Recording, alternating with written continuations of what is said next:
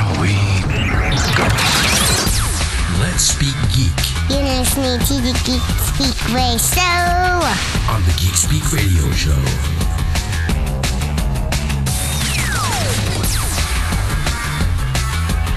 And here we go. Welcome to the Geek Speak Radio Show. Another episode. Got a couple of weeks to go before Halloween, my favorite time of the year. I'll talk about that more as we go along. Romo's not here, not because of the Halloween stuff, but because he's actually stuck playing Batman Arkham Asylum. It just came out this week, and he's still stuck playing it over and over and over, as all of you are also. So I figured, you know what? Fine, let him play Arkham City. And what I'll do is I'll do something better. You guys may have heard of the name Michael Uslan. Those of you who haven't, shame on you, especially if you call yourselves a Batman fan. He is the author of The Boy Who Loved Batman. The Boy Who Loved Batman is the true story of a comics-obsessed kid conquered how a comics-obsessed kid conquered Hollywood to bring the Dark Knight to the silver screen. And on the phone is Michael Uslan. Michael, welcome to the Geek Speak Radio Show. Hey, thanks so much. No problem. So, obviously, we know who's your favorite comic book character, but out of all the comic book characters out there, Superman, Spider-Man, all of them, what is it about Batman that you identified with? Well, it's really three things. I read my first Batman comic when I was 5, but it was a little too dark and scary for me. I was more comfortable in the world of Casper and Richie Rich and Archie and eventually Superman. Mm-hmm. But by the time I was a sophisticated 8-year-old, I was willing to go down a bit of a darker path. And first of all, Batman was the first superhero I read who had no superpowers. And I always maintained that his greatest superpower is his humanity. I remember being fascinated by the fact that this guy was thinking his way out of jams with villains as opposed to just slugging his way out of jams with villains. And I also loved the fact that he had the coolest car in the planet. That was all very, very appealing to me as a kid, and it still is really today.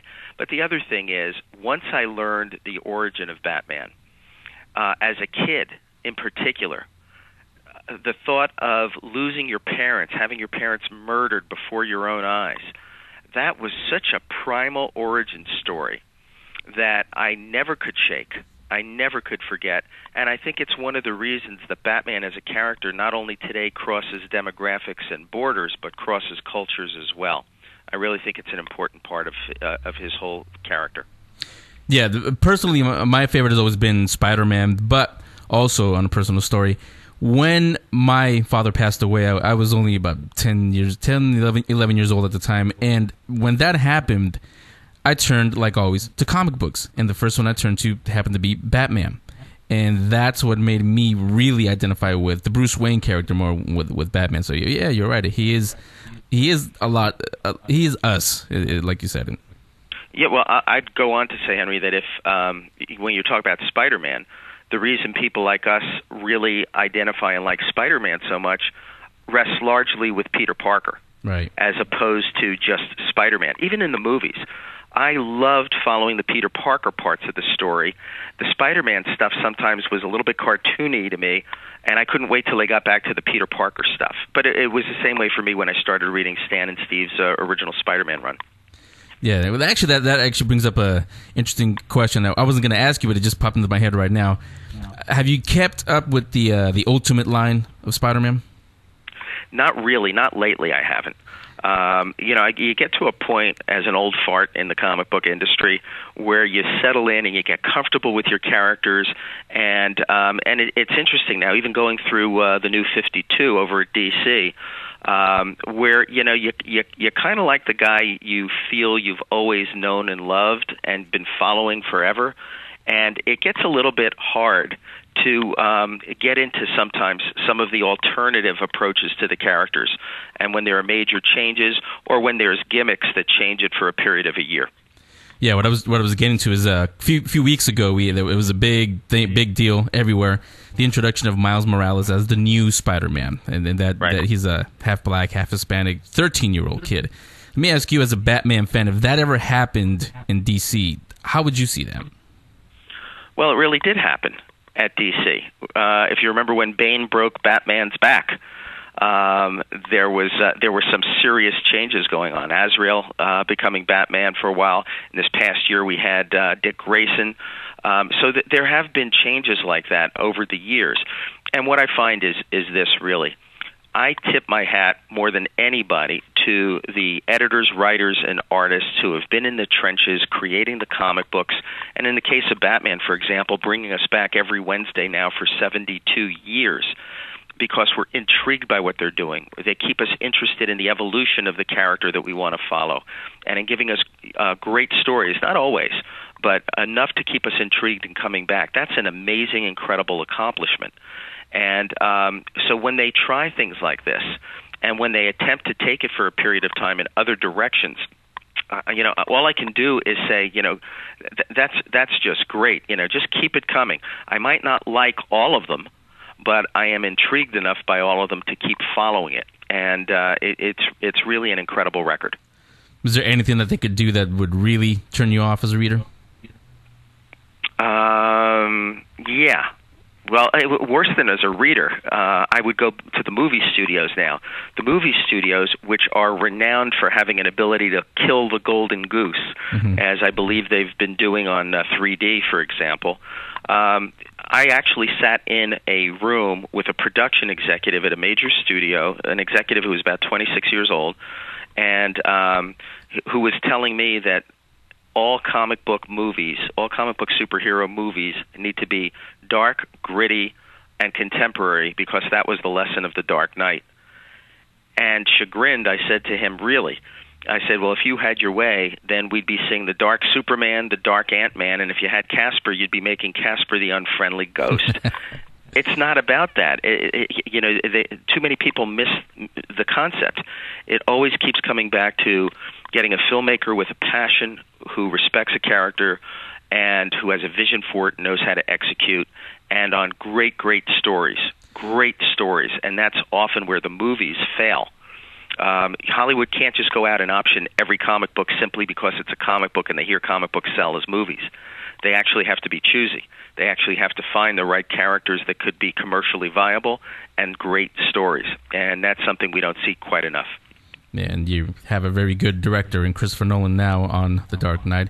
We'll talk about that in just a little bit. Let's stay with The Boy Who Loved Batman, the book, and with you also. We're talking to Michael Uslan, author of The Boy Who Loved Batman. Go to geekspeakradioshow.com. In our links section, there is a link on there to the Amazon page or to get it on Michael's website if you guys haven't gotten it yet.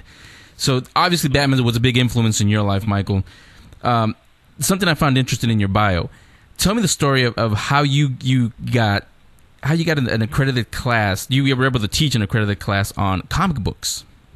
Well, there had never been one before. Mine was the first accredited college course on comic books back in the early 70s at Indiana University in Bloomington. And back then they had an experimental curriculum department, so that if you had an idea for a course that had never been taught before and had the backing of a department on campus, you had the right to appear before a panel of deans and professors and pitch it.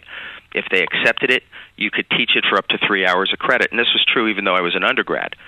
So I designed a course that maintained that comic books are a legitimate American art form as indigenous to this country as jazz, that comic books are contemporary American folklore. They are our modern-day mythology. The ancient gods of Greece and Rome, the Norse gods, all exist today, except they wear spandex and capes.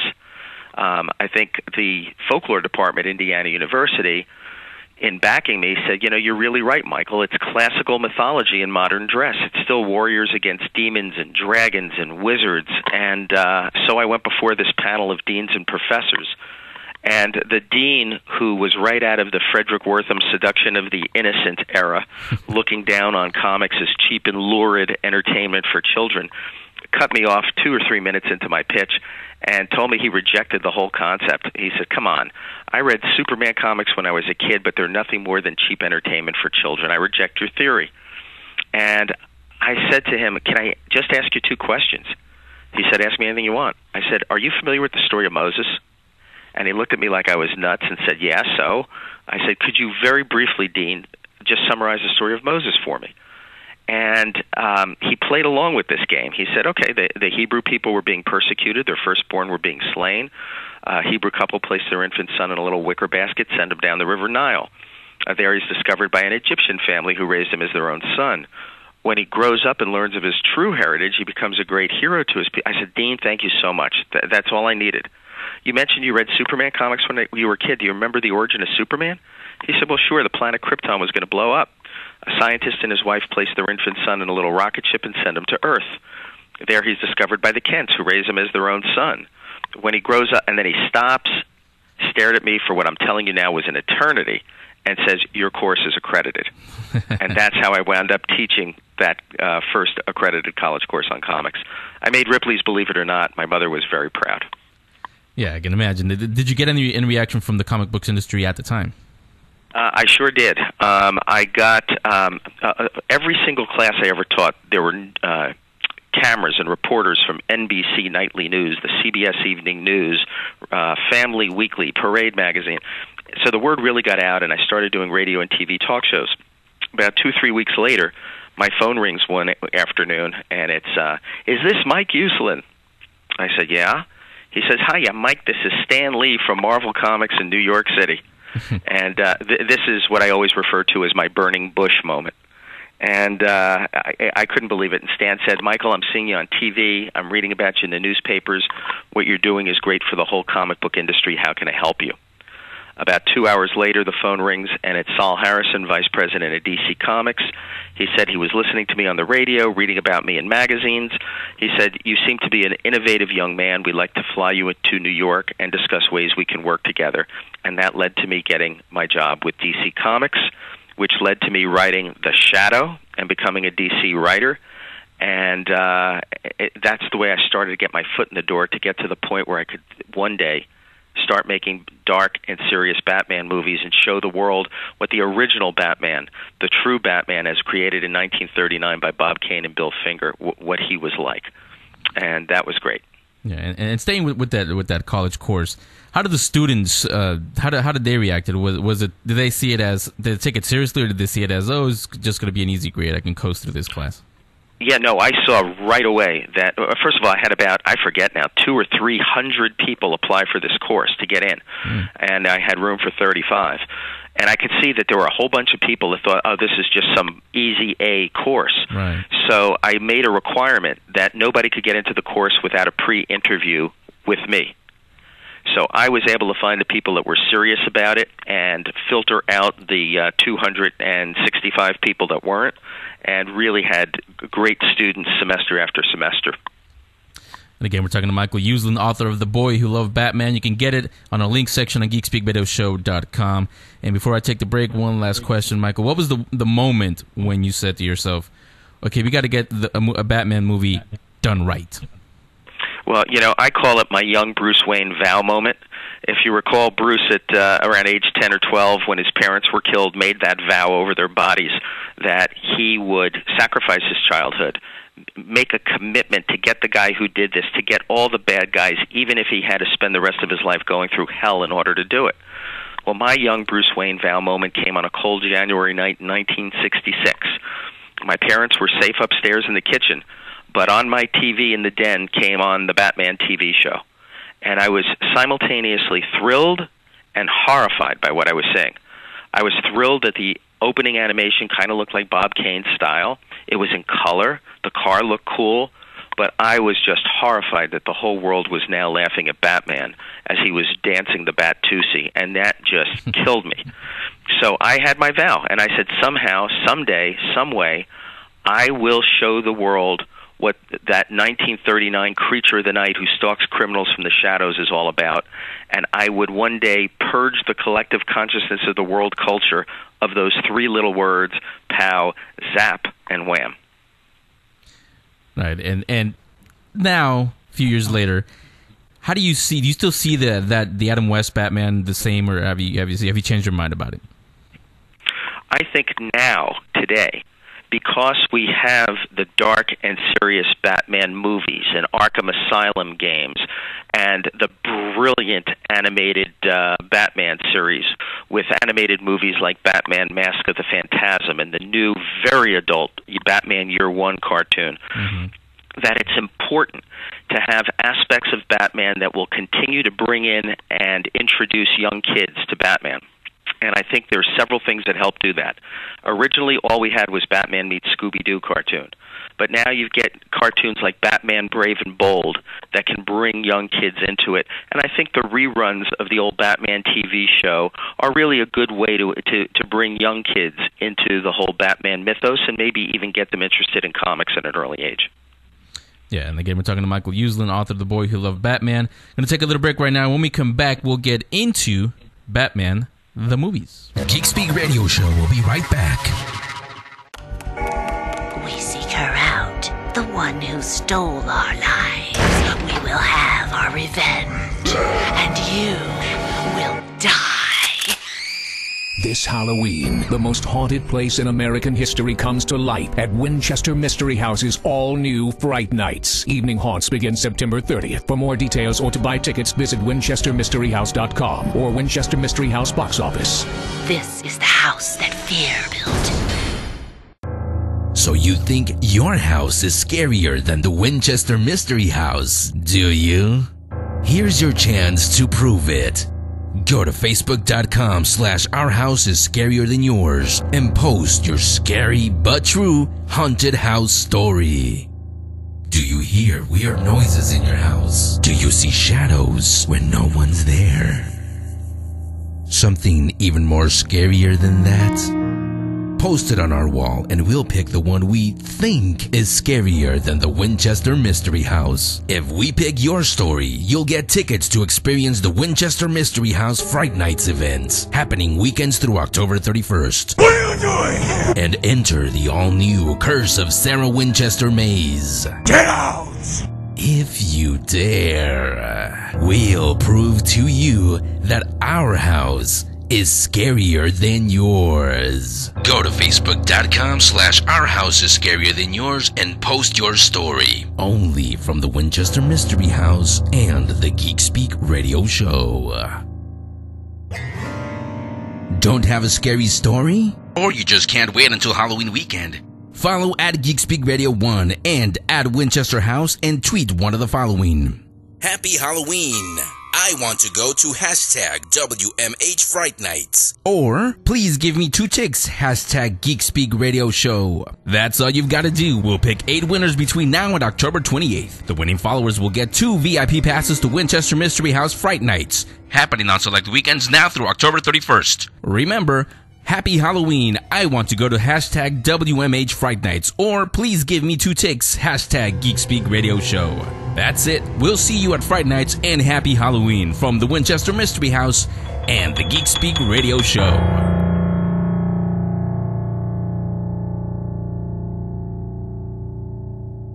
Why so serious? You truly are incorruptible, aren't you? Huh? You won't kill me out of some misplaced sense of self-righteousness. And I won't kill you because you're just too much fun. I think you and I are destined to do this forever.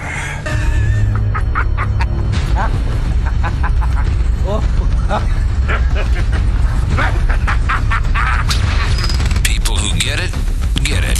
Now back to the Geek Speak Radio Show.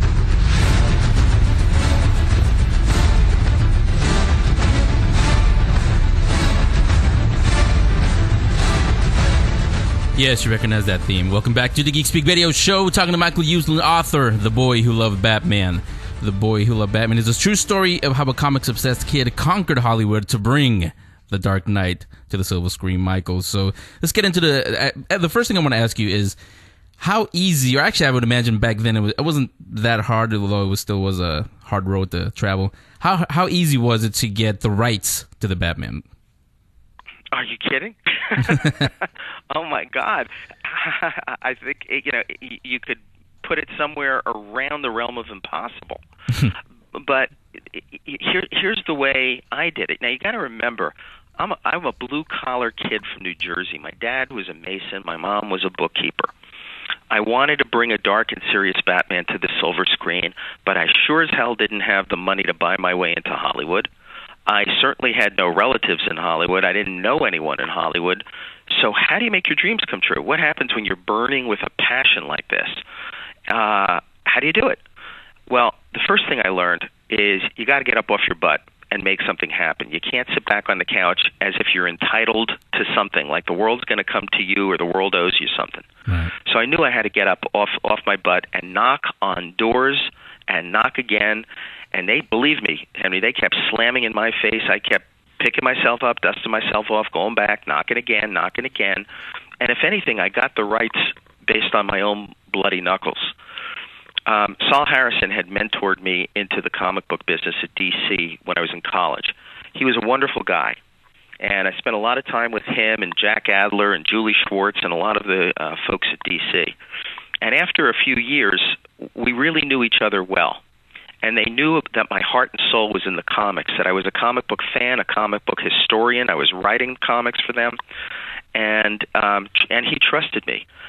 And when I told him what I wanted to do, he really was very fatherly and tried everything he could to talk me out of it.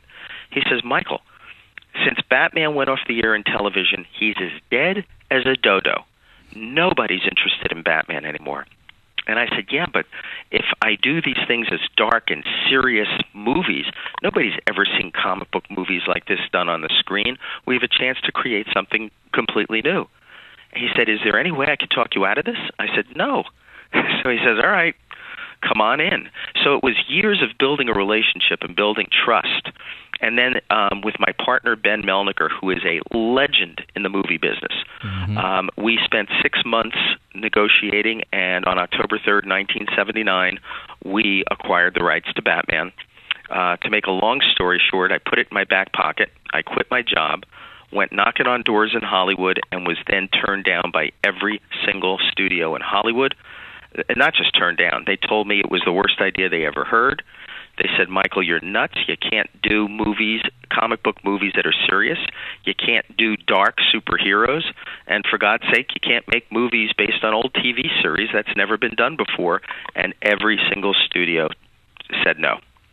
So you have something in common with another guy named George Lucas. He got the same thing. Yeah, he got the same thing when you pitched Star Wars. Isn't that it? Yeah, go ahead. It's interesting to me because what happens when everybody's telling you stink, everybody's telling you your ideas, your work suck, and go away. You know, it comes time when you really test your mettle. You have to look deep inside yourself and say, are they all right? Am I wrong? Am I just being stubborn? Or do I really believe in myself? Do I really believe in my work and what I'm doing here? And I kept coming up with the latter answer. So somehow, hanging by my fingertips, I just kept going. And from the time I bought the rights till the time we got the first movie out in 1989, it turned into a 10-year human endurance contest. Yeah, and honestly, I see this book, The Boy Who Loved Batman. If you guys want to get it, by the way, if you haven't gotten it yet, you can go on geekspeakradioshow.com. It's in the link section. But I see this book as not just, obviously the Batman fans are going to get it because Batman's in the title and they know, the film fans know the name Michael Uslan, but I also see it as a lesson for anybody that has any idea, whether it's a story, a song, or any idea that you have, stick to it and it will happen. Because I can tell you, I can tell you with this very show that we're doing right now, it's been on for a couple of years, but I've spent most of this year trying to get it on a radio station somewhere, and I got pretty much the same answers you got, which is there's comic book movies and all that, but there's not really an audience. And I kept telling you, kidding me? Have you seen how many people go to Comic-Con? You've seen how many dollars in the box office all these movies make? But still, no. So well, you must have this very high threshold for frustration. Yeah. You really do. People keep asking me, what's the magic? What is the magic of good timing? What's the magic of luck, good luck? And I said, the magic in life that I found is that there is no magic. If you're knocking on doors all the time, someday you're going to knock on the right door at the right time, and there's your good timing. There's your good luck. But you really have to believe, because I'm telling you now, I have closets filled with rejection slips, some of which I reprinted in The Boy Who Loved Batman. The studio wouldn't even take my Batman pitch. They didn't even want to hear it. They just had no interest in Batman. Columbia Pictures tells me, Michael, you're nuts. Batman will never succeed as a movie because our movie, Annie, didn't do well. I said, are you talking about that little redheaded girl who sings Tomorrow? He said, yeah. I said, what does that have to do with Batman? And he said, oh, come on, Michael, they're both out of the funnies. And that was my rejection of Columbia. This is the kind of thing you have to go through. And if you're not burning with a passion to do it, and I mean really burning, you'll fall by the wayside. You won't persevere. But if you're like young Bruce Wayne and you make that commitment, you're willing to march through hell to get to the other side, you will make it. See, I'm kind of surprised that even Warner Brothers said no to you guys, because wasn't this after Richard Donner's Superman? Yeah, well, let's go back to Hollywood in 1979, 1980. The mentality in Hollywood was different than it is today. There was a generation of people there running the show who were Worthamites, who grew up hearing that comic books caused juvenile delinquency, that comic books were read by stilted adults and mentally deficient young kids. They had no respect for comic books, for the creators. And the feeling in Hollywood, including that at that moment at Warner's, was that Superman was the one and only character out of the comics who transcended the comics and could be made into a big movie. That was it. Yeah, and again, we're talking to Michael Uslan, author of The Boy Who Loved Batman. He's also responsible for bringing Batman, Find the Real Batman, to the silver screen. And back in '89, when the Tim Burton film finally came out, was Tim Burton and Michael Keaton, were they the first choices as director and to portray Bruce Wayne Batman? Well, let's, again, set this up in the context at the time. When this first movie took place, it was revolutionary. There had never been a dark, serious interpretation of a comic book superhero like this before. And Tim Burton is a genius. Mm-hmm. There were two geniuses on that first film, Tim Burton and my dear friend Anton Furst, who was our production designer and who won the Oscar that year for his designs of Gotham City, the Batmobile, the whole look of the picture. And I contend that their influence is so pervasive to this day, virtually every genre picture that comes out, you can kind of feel the vision of Tim Burton's '89 Batman. You can kind of see influences from Anton Furst's design, and you can even hear Danny Elfman's musical notes permeating the backgrounds. It was that influential on what was to come. And Tim said, look, if we're going to do the first dark, serious superhero, Gotham City has got to be the third most important character in this piece. And from the opening frame of the movie, he said, if I can't get them to believe in Gotham City, to suspend their disbelief and do that, they will never believe there could seriously be a guy getting dressed up in a bat costume going around and fighting a guy like the Joker. And he was absolutely right about that. Anton Furst then designed Gotham City, which was absolutely incredible. It was a new universe. It was a place to believe in. And then for me, Jack Nicholson was the only actor back then who could play the Joker. I saw his picture in the newspaper when The Shining came out, that iconic Here's Johnny PR shot. Right. And I tore it out of the newspaper, ran home, I whited out Jack's face with whiteout. I did his lips in a red pen and then took a magic marker to his hair and showed that to everyone as to why Jack Nicholson could be the only actor to play the Joker in 1988. And in fact, I actually saved that picture and I reproduce it in The Boy Who Loved Batman. You can actually see it there. And then I got the call about 10 days later from an executive who said, so what do you think of Tim's new idea to get Michael Keaton to play Batman? And I laughed. I said, gee, that's great. After me spending 8 years of my life working to bring a serious Batman to the screen, let's have a comedian do it. I said, I can see the poster now. Mr. Mom is Batman. And it took these guys like almost a half an hour to convince me that Tim was serious. And I was apoplectic. I thought all of my dreams were going down the drain. But again, let's go to the vision and the genius of Tim Burton, who said, you know, Michael, with Nicholson playing the Joker, we can't go with an unknown actor to play Batman. He'll wipe the screen with the guy. And you look at the list of quote-unquote serious actors circa 1988, he said, I don't know how to show any of them getting into a bat costume without getting unintentional laughs from the audience. But, he said, with Michael Keaton, who is really a serious actor, and they did set up a screening of the rough cut of Clean and Sober for me to see, I can create a portrayal of Bruce Wayne And he says, because this movie is all about Bruce Wayne, not Batman. If I can show them a Bruce Wayne so driven, so obsessed to the point of being psychotic, they will be able to suspend their disbelief and say, yes, that guy would get in a bat costume and go out and do this. And he was right, and it worked. It was revolutionary, shattered most box office records of the day, and impacted not only the box office, but it really did impact the world culture in 1989. Yeah, before Michael Keaton was cast, which actor did you have in mind? I never had an actor in mind, to tell you the truth. I was always kind of going with the idea, like they did with Christopher Reeve as Superman, that there would be some guy out there with a great square jaw that we would find who would be the perfect Batman. But it was Tim who said to me, Michael, a square jaw does not a Batman make as we go from comics to movies.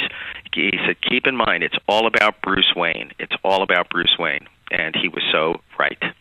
Yeah, speaking of Jack Nicholson, was the plan always to kill the Joker at the end of that film? Because everybody knows he is Batman's greatest villain. So was that the plan from the beginning? Well, I think what it was more than anything, I used to say I have 17 issues of Batman and Detective Comics that show the Joker dying at the end. So in the comics, he always found a way to come back, and I just chalked it up as comic book magic. Okay. So, again, Michael Usen, the author of The Boy Who Loved Batman. You guys can get it on the link section on GeekSpeakRadioShow.com. So, after, obviously it was a huge success, after the 89 one, that is, after that one and the second sequel, Batman Returns, came out, you know well that the other ones, they were successful, but they didn't have the same mystique, I'll call it, that the Tim Burton ones had. Did you still see them as successful, or did you start thinking, oh no, we're creating another Adam West type of movie thing here? I'm going to answer this one in a slightly different manner. I'm going to talk now not about Batman, but I'm going to talk about the movie industry generally to answer this question. Okay. Generally, in the industry today, what used to be movie studios are now conglomerates, in some cases international conglomerates. They own many businesses, and they grease many wheels all over. Sometimes management get so captivated by toys and merchandising and Happy Meals that the tail begins to wag the dog. And sometimes, generally speaking in the industry, you will have management that will dictate to filmmakers that comic book movies should be light and bright and kiddie-friendly and family-friendly to accommodate the toys and the merchandising. And then you start to get mandates, and filmmakers will be told, make sure you've got 2 or 3 heroes in a movie. Make sure you have 2 or 3 villains in a movie. Oh, and make sure everyone has 2 costume changes and 2 vehicles so we satisfy all of the licensees. Well, when that happens, you are no longer making films. You're making 2-hour infomercials for toys. My premise has always been, if instead of that, you find great filmmakers with a real, true passion and understanding for a particular character, who have a vision for it, and who know how to execute that vision. That's the way you make great movies. Now, we've been lucky enough with the folks at Warner Brothers who would bring in a Christopher Nolan and wind up giving him carte blanche to... And Christopher Nolan, to me, is the other genius I've been lucky enough to be involved in projects with over the years. And as the genius, and as the guy who I believe is the first director of the 21st century who should be studied in every film school, this man has raised the bar for all comic book movies. Because when you walk out of Batman Begins or The Dark Knight, the audience no longer simply has to say, gee, that was a great comic book movie. They can at last say, that was a great film. It had thematic importance. It had a gut-wrenching emotional through line. People really were vested and wanted to follow this Lost Horizon journey of a Bruce Wayne that they could believe in. And it was a completely different approach to doing a dark and serious version of Batman. Completely different and equally valid to what Tim Burton did many years ago. Yeah, I agree completely on you on that. Not The Dark Knight being a standalone film, not a comic book film, and also Christopher Nolan, genius, and not just for Batman, Inception. My goodness, look at that movie. Oh, don't forget Memento. Yeah, exactly. Those also. And staying with Christopher Nolan, Was Warner Brothers? Did you have to sell them on Christopher Nolan, or was it their idea to bring him on board? Oh no, this was their idea to bring him on board, and what an incredible thing for a studio to be able to put that kind of vote of confidence in somebody coming in from independent filmmaking. To me, my perspective has been that Chris wanted to show everybody and make the audiences believe that this was all real, that this could really happen in the world we live in today. You know, when Tim did the first Batman movie, it was where the comic books were at the time. It was a black and white world of good versus evil. The Joker was the clown prince of crime. And that was all beautifully captured there. And when Christopher Nolan came in, it was, we live in a gray world today. It's order versus chaos. Mm-hmm. And that I think he realized he needed to make us believe that Gotham City was real. That and thus it was shot in Chicago, because I think if you take a couple of iconic buildings out of the skyline of Chicago, people around the world cannot identify the city. If he had shot it in New York City, the first time you saw Times Square or Central Park or the Statue of Liberty, you go, it's New York. You break your suspension of disbelief and you're out of it. So that was amazing. Christian Bale, I think, just nails the character of Bruce Wayne for every generation of Batman fan. I really don't care what period you grew up in. He just nails it. And you believe that this man, suffering the trauma he did on this Lost Horizon journey of self-discovery, could really be today. And he had two more huge challenges to successfully bring this all to the screen. Number one, he had to make us believe the Joker could be real today. And it was so scary because he did such an amazing job crafting with Heath Ledger the performance of a lifetime, where you believe the Joker could be a modern-day terrorist, a homicidal maniac who places no value on human life, not man, woman, child, or his own. And finally, he had to convince us all that the technology was all real, that we could believe in all of this stuff. And again, part of his genius, he hired Morgan Freeman to tell us all it was real, and anything Morgan Freeman says must be true, for God's sake. Exactly. So real genius at work on his three Batman films.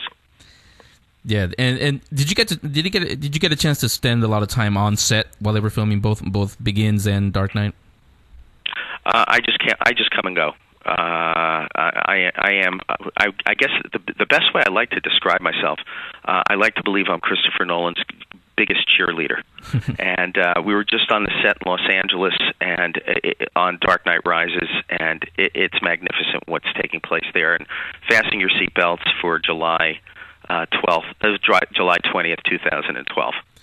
Yeah, and I've said it many times on the air here. I refuse to look at any set pics or anything like that. I want to go in there as spoiler-free as possible. Thank God you said that. This has been a thing for me. I have had to, like this summer, walk out of movie theaters when trailers came on. Stop looking at certain internet sites that I always like to go to. Walk away from commercials. I was inundated with behind-the-scenes stuff and alternate stuff and everything on Green Lantern and X-Men and Thor and Captain America. I'm one of those people, and I don't really quite understand all the fans today that desperately want to know absolutely anything and everything before they go in and see the movie. I guess I'm just old school. I want to go into a dark theater, and I want to be surprised, and I want to be pulled into this world and experience it all at that moment in time. So I don't quite understand why everyone wants to find out every detail in advance. I'm exactly like you are. Yeah, and do you know? Have you spoken to Christopher Nolan about that? How does he feel about that? Christopher Nolan goes to great pains to try to maintain as much secrecy as he can on his films. Yeah. Did he ever even once think about filming everything on set rather than out in the cities where everybody has smartphones and cameras handy? Yeah, well, I think I would reserve all of that for Christopher to talk to you specifically about what he was thinking and doing. Yeah, but I'm there with you. I don't want to see anything. Not only with Dark Knight, but with Avengers or any movie really. But I think somebody not too long ago they said, "Oh, we have I think the opening scene." I'm like, how would they know that? But I really don't care. Even the official ones. I know the Catwoman costume was released. I stayed as far away from those. I just want to be surprised when I go in there next year. Absolutely, I totally agree with you. Yeah, and so one more thing on the Dark Knight. Did you ever get to spend any time on set when Heath Ledger was was filming his scenes? Well, I knew Heath for 8 years. There was one day in particular that I will never forget, and it was in Chicago on a very, very hot and humid July day, and he was doing a scene. He was in all the Joker makeup and his Joker costume. Then they put him in a policeman's heavy overcoat with a hat. He had a gun under it. There were about 1,200 extras working that day for the funeral sequence, and he attempts to assassinate the mayor, and there's running around in chaos, and it's take 1, take 3, take 4. And finally, there's a break in the action, and he comes over, and they get the coat and hat off of him, and he's literally drenched. I mean, just drenched. And I said, Heath, you've never met my wife, Nancy. I'd just like to introduce you to my wife, Nancy. Well, for the next 15 minutes, he talked to my wife, looked at her as if she was the only person alive in Chicago, wanted to know about her background, about what things that interested her. I mean, he was the consummate gentleman as well as the consummate actor. Yeah, I've heard many stories like that from people who worked on set with him. Not on The Dark Knight, but other films. And I've always been a big Heath Ledger fan, from Roar to all the way to The Dark Knight, and even The Imagination of Dr. Parnassus. So yeah, too bad what happened to him. So again, Michael Uslan, author, The Boy Who Loved Batman. It is in stores. It's been out for about a month now, right, Michael? Just about, yeah. Yeah, and if you guys want to get it, if you haven't gotten it yet, go to geekspeakradioshow.com. In the link section, there's a link for you to the Amazon. Is it available in ebook? Yeah, it's available ebook, Kindle, kind of you name it, it's there. And we're on Amazon.com, BarnesandNoble.com, and we're in all the stores. It's been very exciting. I've been on a national book tour with it, meeting a lot of fans and having a chance to talk to fans of many, many different generations, both comic book and movie. It's really been a fun experience for me going around with The Boy Who Loved Batman. Yeah, and like I said, to me, this book is not just about Batman and about comic books. It's also about stick to what you want to do. Stick to it, and it will be done. Trust me, Michael is living proof of that. The dreams that you dare to dream really do come true. It happened to me, and it can happen to other people as well. Exactly. So again, Michael Uslan, author, The Boy Who Loved Batman. Michael, thanks a lot. I wish you continued success, and you're welcome back anytime on the Geek Speak Radio Show. Fantastic. Take care. Good luck. Okay, Michael, thanks. Okay, so, and we'll return. I'm going to go get Romo, pull him away from playing Arkham City, and we'll take a trip to Middle-earth. The Geek Speak Radio Show. We'll be right back. We seek her out, the one who stole our lives. We will have our revenge, and you will die. This Halloween, the most haunted place in American history comes to light at Winchester Mystery House's all-new Fright Nights. Evening haunts begin September 30th. For more details or to buy tickets, visit winchestermysteryhouse.com or Winchester Mystery House box office. This is the house that fear built. So you think your house is scarier than the Winchester Mystery House, do you? Here's your chance to prove it. Go to facebook.com/ourhouseisscarierthanyours and post your scary but true haunted house story.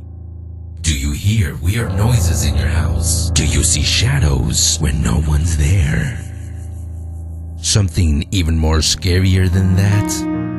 Post it on our wall and we'll pick the one we think is scarier than the Winchester Mystery House. If we pick your story, you'll get tickets to experience the Winchester Mystery House Fright Nights events, happening weekends through October 31st. What are you doing here? And enter the all-new Curse of Sarah Winchester maze. Get out!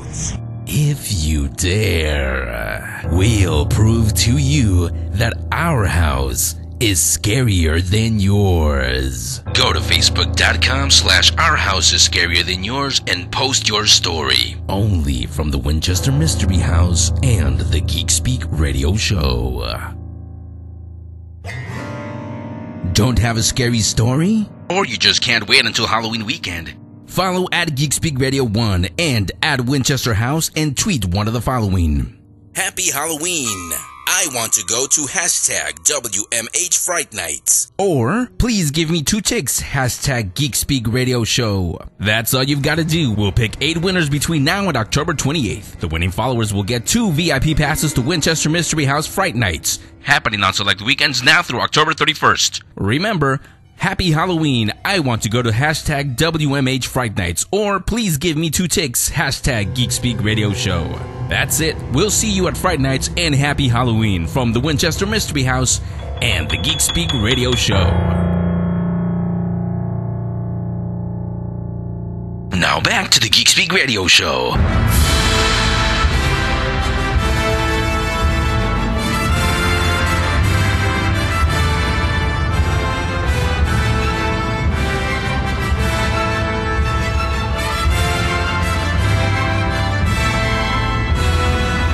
Yeah, you recognize that theme too. Welcome back to the Geek Speak Radio Show.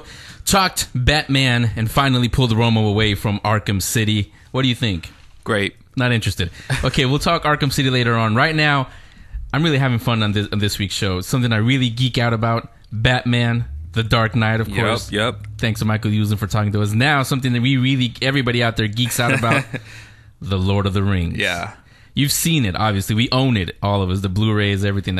We have a poster back here in the studio. Mm-hmm. You've seen it, right? Yeah. The Fellowship of the Ring. Of course, I own it. Have you ever heard it? No. On the big screen? No. Well, you live in Oakland, so it's right there for you. Coming this weekend, October 22nd, to the Oracle Arena in Oakland. 2 performances, 2 p.m., 8 p.m. It's The Lord of the Rings, The Fellowship of the Ring in concert. On the phone, we have the conductor. He would be Maestro Ludwig Vicky. Maestro, welcome to the Geek Speak Radio Show. Hello. Nice to be here. Yeah, nice to have you here. And actually, we were talking off the air. This is going to be your first time in Oakland?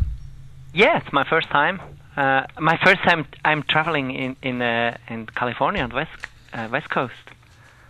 Yeah, we got to roll out the red carpet for Maestro Vicky. It's amazing to be here. Yeah, the first thing I want to ask you is how are you picked to conduct Howard Shore's music for The Lord of the Rings? It started with another concert. We have a friend of mine and me. We have a concert series in Lucerne with our own orchestra. That's 21st Century Orchestra, and we perform only movie music. And so we did. That was 2007, a concert. Film music. Yeah, did you? How hard is it to? Because obviously, when you're watching the movie on screen, how hard is it to time it exactly as to get the beats, all the timing down? It's. I think it's hard, but we use the Oracle. That's a streamer and puncher system from the movie recording studios, and I have a screen in front of mine, and on that screen, that's a little bit prepared with give me streamers, say me when the music begins, when the music finish, and flashes or punches. They show me each downbeat of a bar, and I have to follow that. That sounds easy, but it's quite hard with 250 people on stage to follow each second. The score is really precise to the movie, and there are many beautiful things happens when you are precise, and that's for 3 hours quite tough. Yeah, and again, we're talking to Master Ludwig Vicky. He will be conducting the Munich Symphony Orchestra, Pacific Chorale, and the Phoenix Boys Choir will be performing live all the music of Howard Shore October 22nd at the Oracle Arena in San Jose. And Master Vicky, in your opinion, what is the biggest challenge for you as a conductor or the musicians or anything? What do you think is the biggest challenge in taking on a project like this? It's the length. I think it's this 3 hours, and the score is quite wild. There are many changes, many mood and tempo, and all to realize all these things 3 hours long. That's the biggest challenge. How long do the musicians rehearse? That's a normal professional rehearsing time. There are 4 rehearsals and orchestra, but the choir have more rehearsal. Hey, Maestro Ludwig Vicky, it's Romo. I just wanted to ask, have you ever composed a musical score for a movie, or if not, would you? Myself? Yeah, yourself. Nothing serious. I did some small movies, but it was a dream when I was very young and studied music. It was a dream to get a movie composer, but I come from a country, Switzerland. We have no movie industry, so I'm a normal classical musician. I played in operas and symphony concerts, and I grew up in that music. But beside that, I did listen and play a lot of movie music, and it was always a dream for me, but I stay as conductor in that dream. And how long have you been conducting? Since I think since '85. Yeah, so quite a while now. Quite a while, yeah. Yeah, and what is it about film scores that draws you to them? In conducting film scores, or? Yeah. I don't understand the question. The difference between classical and film scores, or? No, what I'm saying is, I know from reading your bio that you enjoy conducting film scores more than just regular music. So, what is it about film scores that you enjoy conducting? I don't enjoy that more. I enjoy that the same wise, but it's complete. Somehow different. Somehow in the film scores often is music mixed from different centuries, and my roots are very broad. I do Gregorian chant. I do Bach. I do Renaissance music. I do contemporary music. I do romantic music. In my classical movie music, all this is somehow together, and that enjoys me so much. Oh, that's good. Are you a fan of the Lord of the Rings films? Especially this one, The Fellowship of the Ring. Oh yeah, I like it. That's good. When we ask you, what's your favorite character from the film? Gandalf. Nice. And as far as the score itself, I mean, there's the sound of Isengard, there's the Shire. What is one thing that you kind of relate that you could relate to that you really like? That's your favorite score to the film? A musical moment in that score. Yeah. It's almost at the end, when Frodo is on the river and he says, "I wish this ring would never come to me," and then he goes into the boat and wanna disappear, and Sam follows him into the water. He can't swim. He go down, and Frodo take him up. And during that scenery, it's beautiful music, but nobody knows that music. It's not one of the famous theme, but it's wonderful symphonic string music there. Yeah, and again, we're talking to Maestro Ludwig Vicky. He will be conducting the Munich Symphony Orchestra this weekend at the Oracle Arena in Oakland. 2 performances, 2 p.m., 8 p.m. Go to geekspeakradioshow.com. I have a link so you can get your tickets if you haven't gotten them yet. If you haven't, hurry up and get them. It's going to be a good one. So, Maestro, has Howard Shore or Peter Jackson ever had a chance to sit in when you guys are showing the movie or for a live performance for this? Yeah, Howard Shore created the whole project with me. He asked me to conduct it, and then he did come over to Switzerland for all premieres, for Fellowship, for Two Towers, Return of the King, and then mostly he stayed a full week. He was in the rehearsals, and he saw all premieres. What did they think? He loved it. He enjoyed it very much, and there exist beautiful pictures from the premieres with Howard Shore on stage with the orchestra for the applause and with flowers. I think it's on perhaps on YouTube. Yeah, you'll probably find it on there. And have any of the actors ever had a chance to watch the performance? Yeah, 2 of them, Frodo and Pippin. Both went in a concert in New York City, in the Radio City Music Hall. Elisha Wood and Peregrine. Pippin, the name is I just forgot it too. Yeah, I know him personally. He autographed my score. Both are very nice. It's all right. We know him more as a Hobbit anyway. Yeah, I think Elijah Wood's going to be known as Frodo from this moment on to the end of his career, which is not a bad thing. Yeah, Elisha Wood was in the concert and Pippin. Yeah, and Peter Jackson's never had a chance to see it? No. I wish he will see that. I think he will love it. Yeah, so when the Hobbit films do come out, maybe you'll do that one and he'll get to see it then. I hope, yeah. we hope also that we can perform it once in New Zealand, Yeah. the homeland from Peter Jackson. Yeah, how perfect would Now, that be?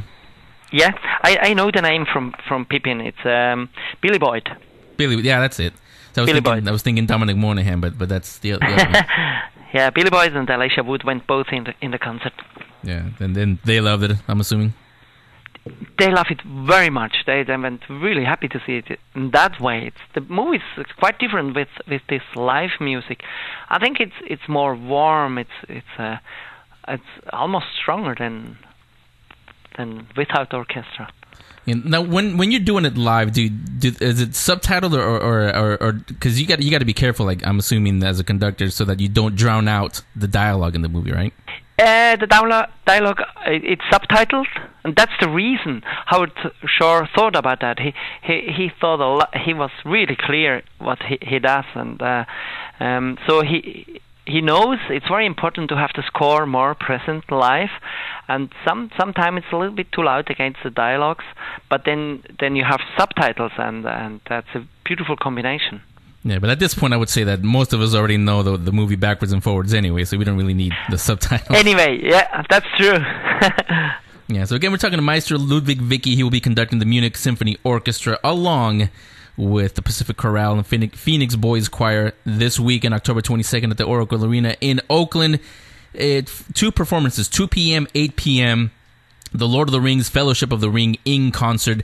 Tickets are still available, I think, at the Oracle Arena box office, all Ticketmaster locations, and Ticketmaster.com. Go on there and get your tickets if you haven't got them yet. Romo, you and I are going to go get ours. We are.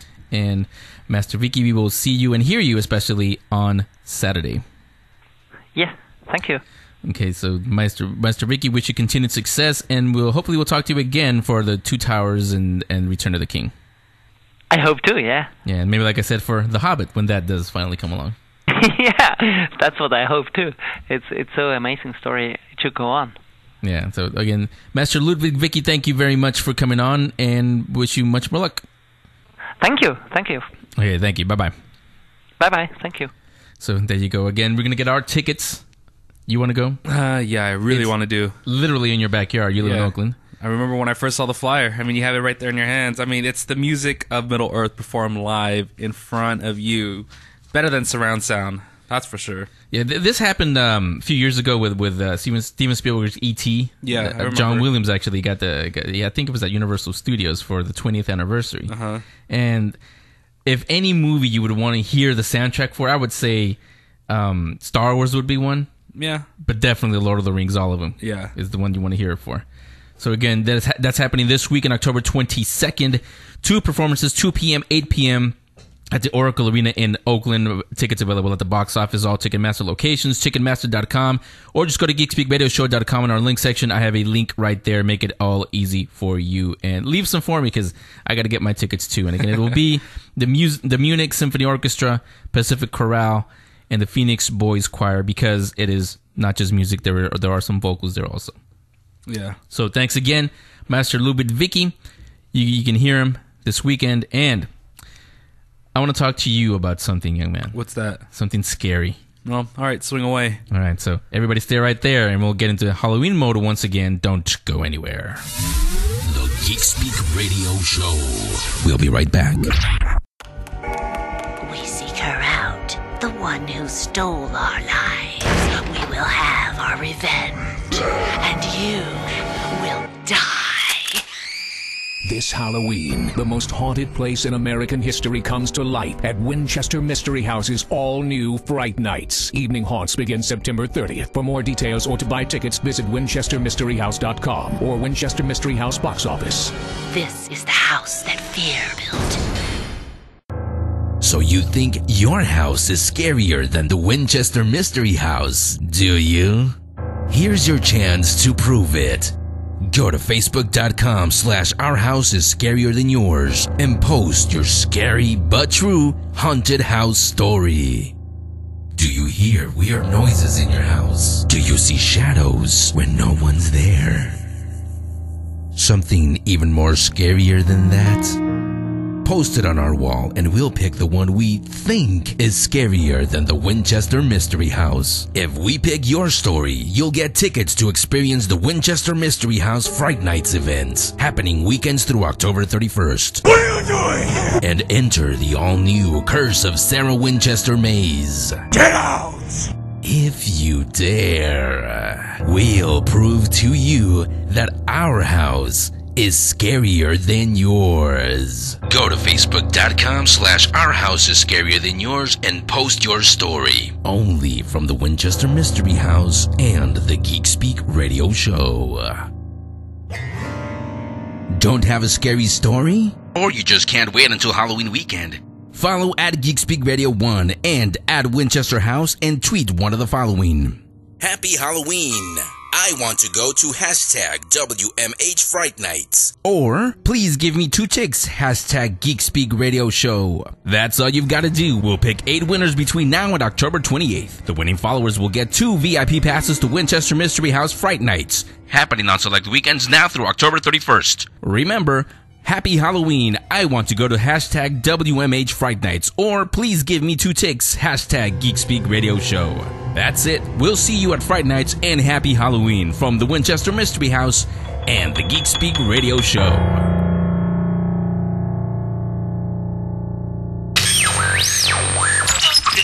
You don't need a radio to listen to this radio show. This is the Geek Speak Radio Show. It is the Geek Speak Radio Show, finishing off a very fun hour, very geeky hour. Why else would it be called the Geek Speak Radio Show? Thanks again to Michael Uslin and Maestro Ludwig Vicky will be conducting the Lord of the Rings Fellowship of the Ring in concert in Oakland at the Oracle Arena this weekend. Can't wait for that. Can't wait for Sunday either. Episode 2 of The Walking Dead. Ooh, nice. Now I know. Where's producer Damon? Get in here, producer Damon. What's up, Henry? What's he up, loves Romo? this show, so let's get him in on this conversation also. Romo, did you see the premiere? No. Get out of here. Get off the show. All last season, but not this. Not the premiere. I was at work. Sorry, guys. Get out of here. Get. You don't work. You do radio. So what was it? So what did I miss? Zombies walking around, getting shot. Same as the first season, then. No, seriously. The Walking Dead, the premiere was this past Sunday, and broke all kinds of records for cable, just like last year on Halloween. And no big secret, Frank Darabont is no longer the showrunner. He does get credit. You guys may have noticed that in the credits. I've seen that. He does get credit, but it's completely new crew, except for Robert Kirkman. He's still there. He's still the writer. He's still behind all this stuff. But what I like, Damien, maybe you noticed this. What I like is, to me, it seemed a lot gorier, bloodier than last season. Oh, wow. First few minutes, there was a screwdriver into the brain, through the eye. Really? Yes. Dude. There was lobotomy right there. Then there was a scene in the church where you thought there were some people praying, but they turn around and they're zombies. So their heads get chopped off with an axe. Get shot off, chopped off. Hit with a baseball bat, knocked out. See, Romo needs to see it now. Yeah. I'm already smiling. I can't wait to watch it. So one thing about last season's Walking Dead, to me, some of the episodes, especially towards the middle, were a little bit slow. This one, the action, boom, right in. Oh, I had to set up the whole story, though. Yeah, I would agree with that, too. It was definitely slow. I think towards maybe like the last 2 episodes, it was a little bit more exciting. And also, too, just let you know that they actually did a recap of all of season 1's episodes. Oh, yeah, I watched that. Yeah, so that's the Walking Dead. So far we're there, even though it's only been 1 episode. Well, yeah, all of America's there. 90-minute episode. But yeah, so we're there for that. Now, let's talk about something else that I like.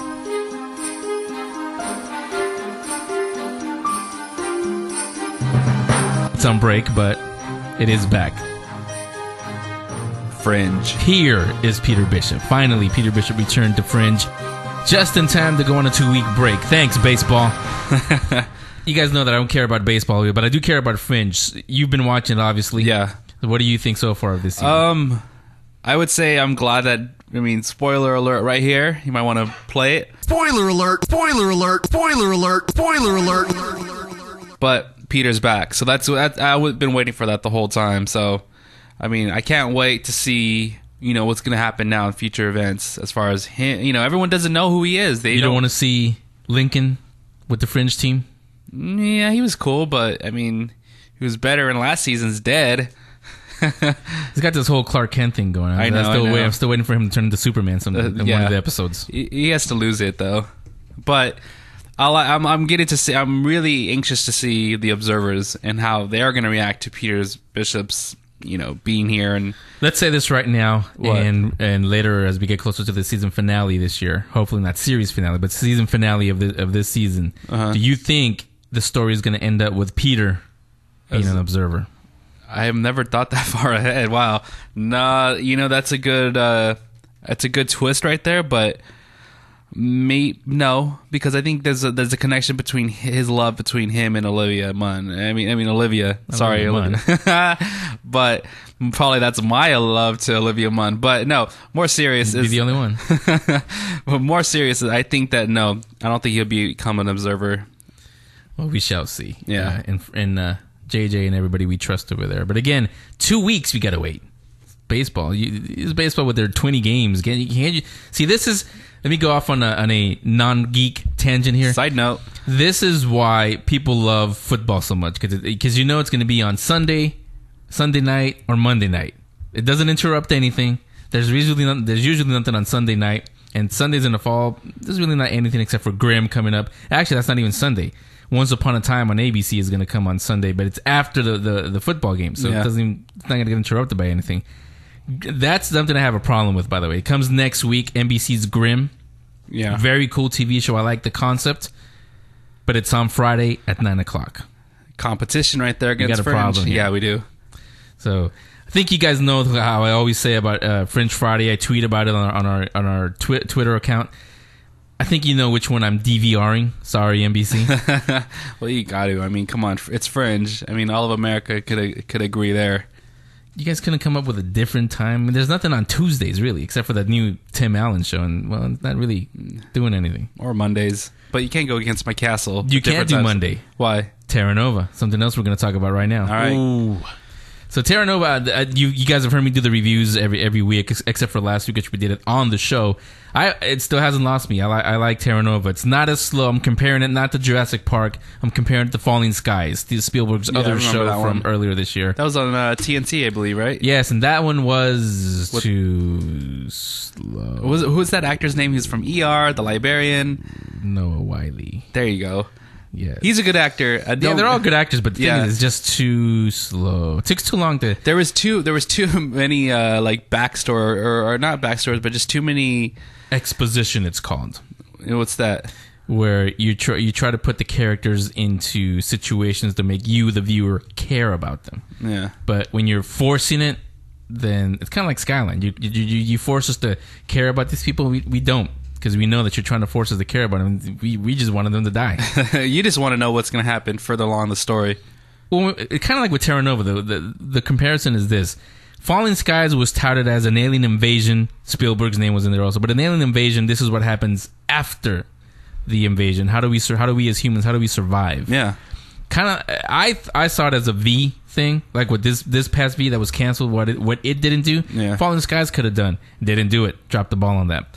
This one, Terra Nova, you know what the biggest draw was? We have dinos on this show. Yeah. Steven Spielberg. I think he did a little movie about dinosaurs that did pretty well. I think it's called Jurassic Park. So you were expecting big things out of this. And you can see it especially with in the dinosaurs. Budget. Yeah. Now, I've gotten over it, but too cartoonies, those dinosaurs.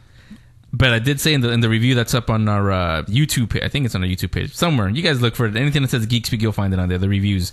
But I did say the Nicoraptor, they call it, not Velociraptor, but it was basically a Velociraptor with feathers. It did look realistic, even though it was only on for 3 shots and in the dark, but it looked more realistic than the big dinosaurs we've seen before. I think the success of Terra Nova could be is if they just have more conflict with the dinosaurs, and just I think that's what I would like to see as a fan. So far, I'm happy with Fringe. I'm happy with Terra Nova. I'm not happy with the fact that we got to wait 2 weeks for them. Patience is a virtue, right? Not when it comes to sitting there through a guy throwing a ball. Well, strike. All right, enough. Well, hey, long as my Walking Dead is okay. Well, at least we can go to the theaters and watch movies.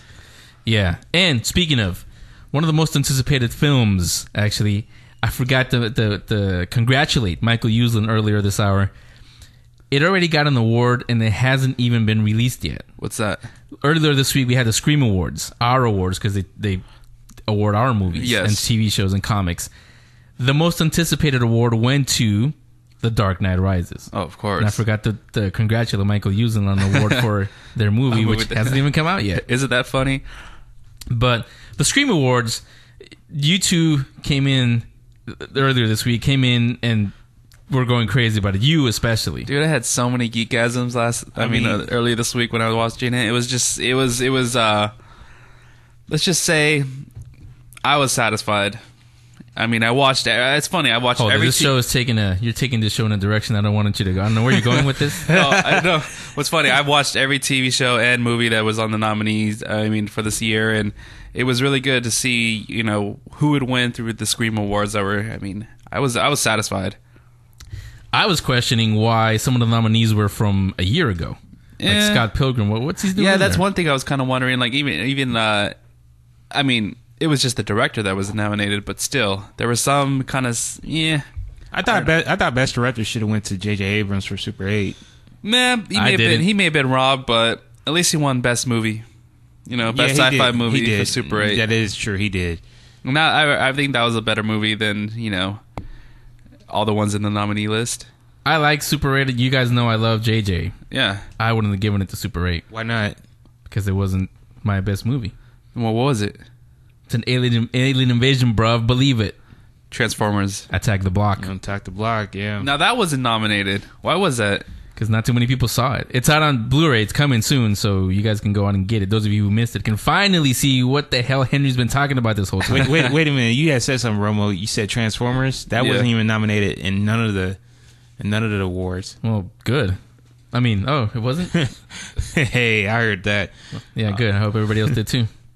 No, but overall, I think the Scream Awards was good. Romo, what would you say? Well, I'll tell you before you guys get, because you two were going, you're actually being calm. They're being calm compared to how they were earlier. When did it air? Monday, Tuesday, earlier this week. Early this week. Yeah. That when we came in for our show meetings, which basically means we sit around reading comic books. Yeah, that's our show prep on this show. But when they came in, both of them were screaming, "Oh, dude, you see the Scream Awards? Oh, yeah, this, that." You guys are being calm right now. But one thing I noticed from last year's Scream Awards, this one was a lot more tame, if that's even the right word. Yeah. And I also noticed, except for Ed Brubaker, but I noticed there weren't that many comic book awards this year. No. There was, it was only like one, right? Well, The Walking Dead was like the biggest thing last year. And so yeah, but they were giving it to The Walking Dead as a TV show, not as a comic book. Well, last year they gave it to... as far as last year Jeff Johns got Best Writer. This year was Ed Brubaker. They also picked Best Graphic Novel last year. I forget who it was. I think it was Chew, actually, the one that you read. Oh. But this year it was Ed Brubaker, and that's it. Comics were not mentioned for the rest of the entire night. We did have George Lucas. Yeah. We had the Romo moment with him also. The most awkward moment when he came out with the cast of Red Tails. Yeah, that was weird. Everybody was talking over each other. What was that about? I did like when Darth Vader actually outed him by saying, making fun of his digital enhancements that he did to his movie. Yes. No! Gotta do that. Yeah. But everything else, I loved it. I had the biggest, all my wives were there. Zoe Saldana. Hey, wait. Wait. That's my wife. No. But, that's my wife. One thing I was thinking last night, which I thought kind of was funny, Elizabeth Mary Winstead kind of reminds me, and kind of looks like Wendy from the Wonder Years. Those are all your wives? Hey. All your wives were there? Yeah. Damien invited you this weekend to go to Paranormal Activity 3. Uh-huh. You said it's not in my budget. Now we see why. You got to pay all those alimony payments. There you go. Mm-hmm. So that's why. But I tell you what.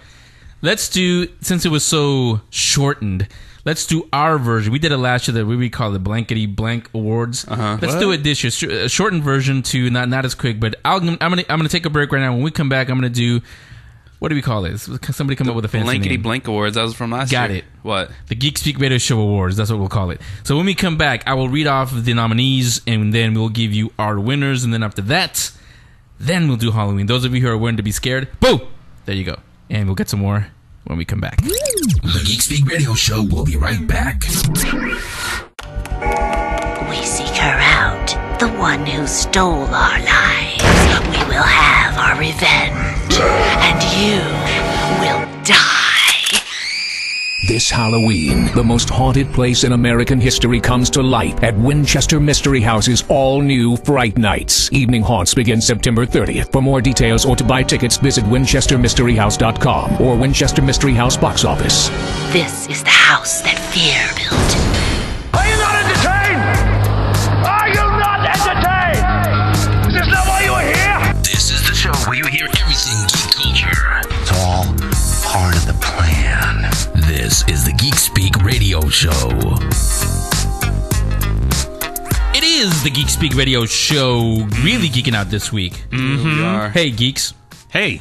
I'll be producer Damien, Romo. I'm Henry. Hey, and you are you. How's it going? So, promised you, not the Screaming Awards. We had that earlier this week. They're a little calm about it, but believe me, they were screaming, yelling their heads off when they came in about it. But we're going to do our version, not of the Scream Awards, but of the Geek Speak Radio Show Awards. That's the fanciest I could come up with. Whoa. It's going to be short and sweet. Right to the point. Kind of like producer Damien's love life. And here it is. So I'm going to give you guys the nominees. This is all for this year. I'm not going to include anything from last year. This is all this year. I'm not going to do TV. We might mention those, but this is all movies. Yeah. So I'm going to start with Best Picture. The nominees are Thor, Captain America, The First Avenger, Super 8, HP 7, The Deathly Hallows Part 2, X-Men First Class, Rise of the Planet of the Apes, and of course I was going to put this one in, Attack the Block. There's something you left out that were my favorite. But for me personally... That's why it's my show. Well, for me personally, I would say Super 8. Next year, the Avengers could get it. So right now, Super 8. Planet of the Apes. Probably because it's the only one he saw this summer. Best Actor, then. Nominees are the two Chris's, Hemsworth and Evans, Joel Courtney and Riley Griffiths, both from Super 8, Matthew Lewis, no, not Daniel Radcliffe, Matthew Lewis, Michael Fassbender, Andy Serkis, or the newcomer, John Boyega. What did you pick? You know what? For me, I'm gonna stick with Super 8. I'm gonna stick with the fat kid. What's his name? Riley Griffiths. There you go. Chris Evans. He's not even that fat anymore. Actually, really. he looked like me when I was younger. He still looks like you now. Yeah, exactly. Oh, this. No, truth. My pick, Chris. Oh, real? Which one? Hemsworth. Thor. Nice. Yes. And I'll tell you why, because I think I mentioned it last year on the air when it was announced that that Chris Evans was going to play Captain America. Whoever it was going to play Thor or Captain America, everybody else, the first question to me was, and any real fan was all right away, how is X or Y actor going to hold up against Robert Downey Jr. in the Avengers? Well, that's why they have both those Chris's, because they know that. Or even Samuel L. Jackson. Chris Hemsworth, perfect Thor. The arrogance is there. Then the humility afterwards, and the same facial expressions too throughout the whole movie. Yeah. And with facial expressions, that's another thing is he can actually he is a good actor, because with a few facial expressions he can change in a second from the arrogant Thor to the I don't really care about you Thor to the why are you touching a god Thor? Yeah, that is true. That's true. Anything else? Chris Evans did well also. He did good also, but it was Chris Hemsworth because he was the unknown. Yeah. Chris Evans has done movies before. He's an established actor. Chris Hemsworth came in out of nowhere and playing with Natalie Portman, and you didn't even realize when you came out that Natalie Portman was even in the movie. He held his own. He did hold his own, because Henry, you and I both went to go see Thor. Yes, on Free Comic Book Day. Mm-hmm. What about you, Damien? You know what? I said Chris Evans before in the midst of that Super 8 joke that we have made about you, but I'm gonna go with Chris from Thor. That wasn't a joke. It was the truth. Well, yeah, it wasn't. Moving on. Well, who do you say? He said Thor as well. Yeah, Chris Hemsworth. Is he? I mean, he's done other movies. I mean, this one is finally coming out, The Cabin in the Woods. But do you think he's going to be any of these actors? Do you think they're going to be known only as Thor, Captain America, Hawkeye? RDJ will always be Iron Man. Yeah. No. Chris Evans, no, I wouldn't say so. Okay. Well, we'll see. Yeah, so those are our picks. What did you say again? Oh, I said Romo? The kid from Riley Griffiths from Super 8. Okay, so Best Director, let's move on to that. Kenneth Branagh, Joe Johnston, J.J. Abrams, Rupert Wyatt, or Joe Cornish? That's a really good one. Did you add David Yates? No, I didn't. Because I think you should. Harry Potter. And Yeah, that's the movie. But David Yates, I think. I mean, he directed it. He directed the thing, but that there was no way you were not gonna like Harry Potter. It's the last one. That's why the only reason why I didn't include him. All right, I'll give you that. So we'll read them again. I just was so focused on that. Kenneth Branagh, who directed Thor. Joe Johnston, Captain America. J.J. Abrams, Super 8. Rupert Wyatt, The Rise, and Joe Cornish, Attack of the Block. Dude, am I going to have a sweeper over here? Super 8? Let me go ahead. Kenneth Branagh from Thor. Super 8, J.J. Abrams. I would say Rupert Wyatt, quite honestly. Because even when I first heard about the Rise of the... It wasn't called Rise at the time. They changed that at the last minute. But the Planet of the Apes remake, yeah. When I heard about it, my first reaction was, again... Because it's that taste is still in my mouth. Not the cookies we just ate, the Halloween cookies, but Marky Mark and the Monkey Bunch. That one, the Tim Burton one. Even though Michael Uslan called him a genius an hour ago, he is, but he wasn't very genius when he came up with the Planet of the Apes remake. So the Monkey Bunch. Yeah, that left a bad taste in most fans' mouth. Yeah, it did. And so I kind of went in there like, okay, let's, because I love the franchise. I own all the Charlton Heston ones. I own all of those. Yeah. And so I went into it just because I like kind of like with JJ. I mean, I like JJ anyway, but with the same reason why some real hardcore Star Trek fans weren't giving JJ's new Star Trek a chance, but then they came out with their mouths open. Like, yeah. Wow, that's how you do a reboot. So you had the same way with the... I had the same reaction when I came out of this. Yeah. Damien went with me on opening day, as a matter of fact, and he turned into you. Started talking and screaming during the movie. Did you see that? Did you see that? You watched it? What part are you talking about? The monkeys that were fighting on the Golden Gate Bridge? Yeah, on the Golden Gate Bridge, and when they were downtown San Francisco, and... it was. I had to call him down and said, yes, Damien, we're sitting in the theater. I am watching the same thing you are. You know what? You make a good point, Henry. I have to say, I agree with you on that, but I have to go with my pick, which was Thor. For me, it was Thor because Thor wasn't one of the main characters as far as from Marvel. So looking at the movie, it really made me have more of an. It gave me more of an interest in more of Thor. Wow, I thought Captain America is way better than Thor. I was just sick and tired of the setting in New Mexico, and I mean, it was just I thought Captain America. Well, then you missed the point because it was a war. I mean, you missed the point. That's the point of Thor. He was exiled from Asgard. Oh, I get that, but and he was thrown into a box. I mean, you can't get more in the middle of nowhere than New Mexico. Exactly. I don't know. Still Captain America was a good movie in his own right, but Thor is just. I'll give it to the Avengers. It was great. Year. Well, let's stick with this year first. Where you go? Let's not get crazy here, Romo. So, who did you pick then? Super 8? Yeah. Okay, Super 8. You picked Thor. Yes. I picked. I picked Rupert Wyatt. We're picking directors here. Now this one only has 2. Biggest disappointment this year. It's only 2. I think you guys know what it is. Green Lantern and Cowboys and Aliens. I like Green Lantern, so I'm gonna say Cowboys and Aliens. You were that one person. Yeah. I watched it. I was in theaters right in front watching it. No secret, I'm not a big DC guy. I mean, even though I know Superman and the Batman stories, but I'm not a big DC guy. I don't know their stories the way I know Marvel. Yeah. I was never really interested in Green Lantern, and I made no secret of that either on the show last year and into this year. Yeah. And so when it came out, I wasn't in line to go see it, and I still haven't rented it or anything. For me, it was like my introduction to Green Lantern because I didn't know anything about him. So I got to know who Hal Jordan is, and to learn about the Green Corps. So you're picking Cowboys and Aliens? Yeah. How about Damien? Cowboys and Aliens. My biggest disappointment is Cowboys and Aliens also, because no secret, you guys remember, I was very excited about this film. One because I like Favreau.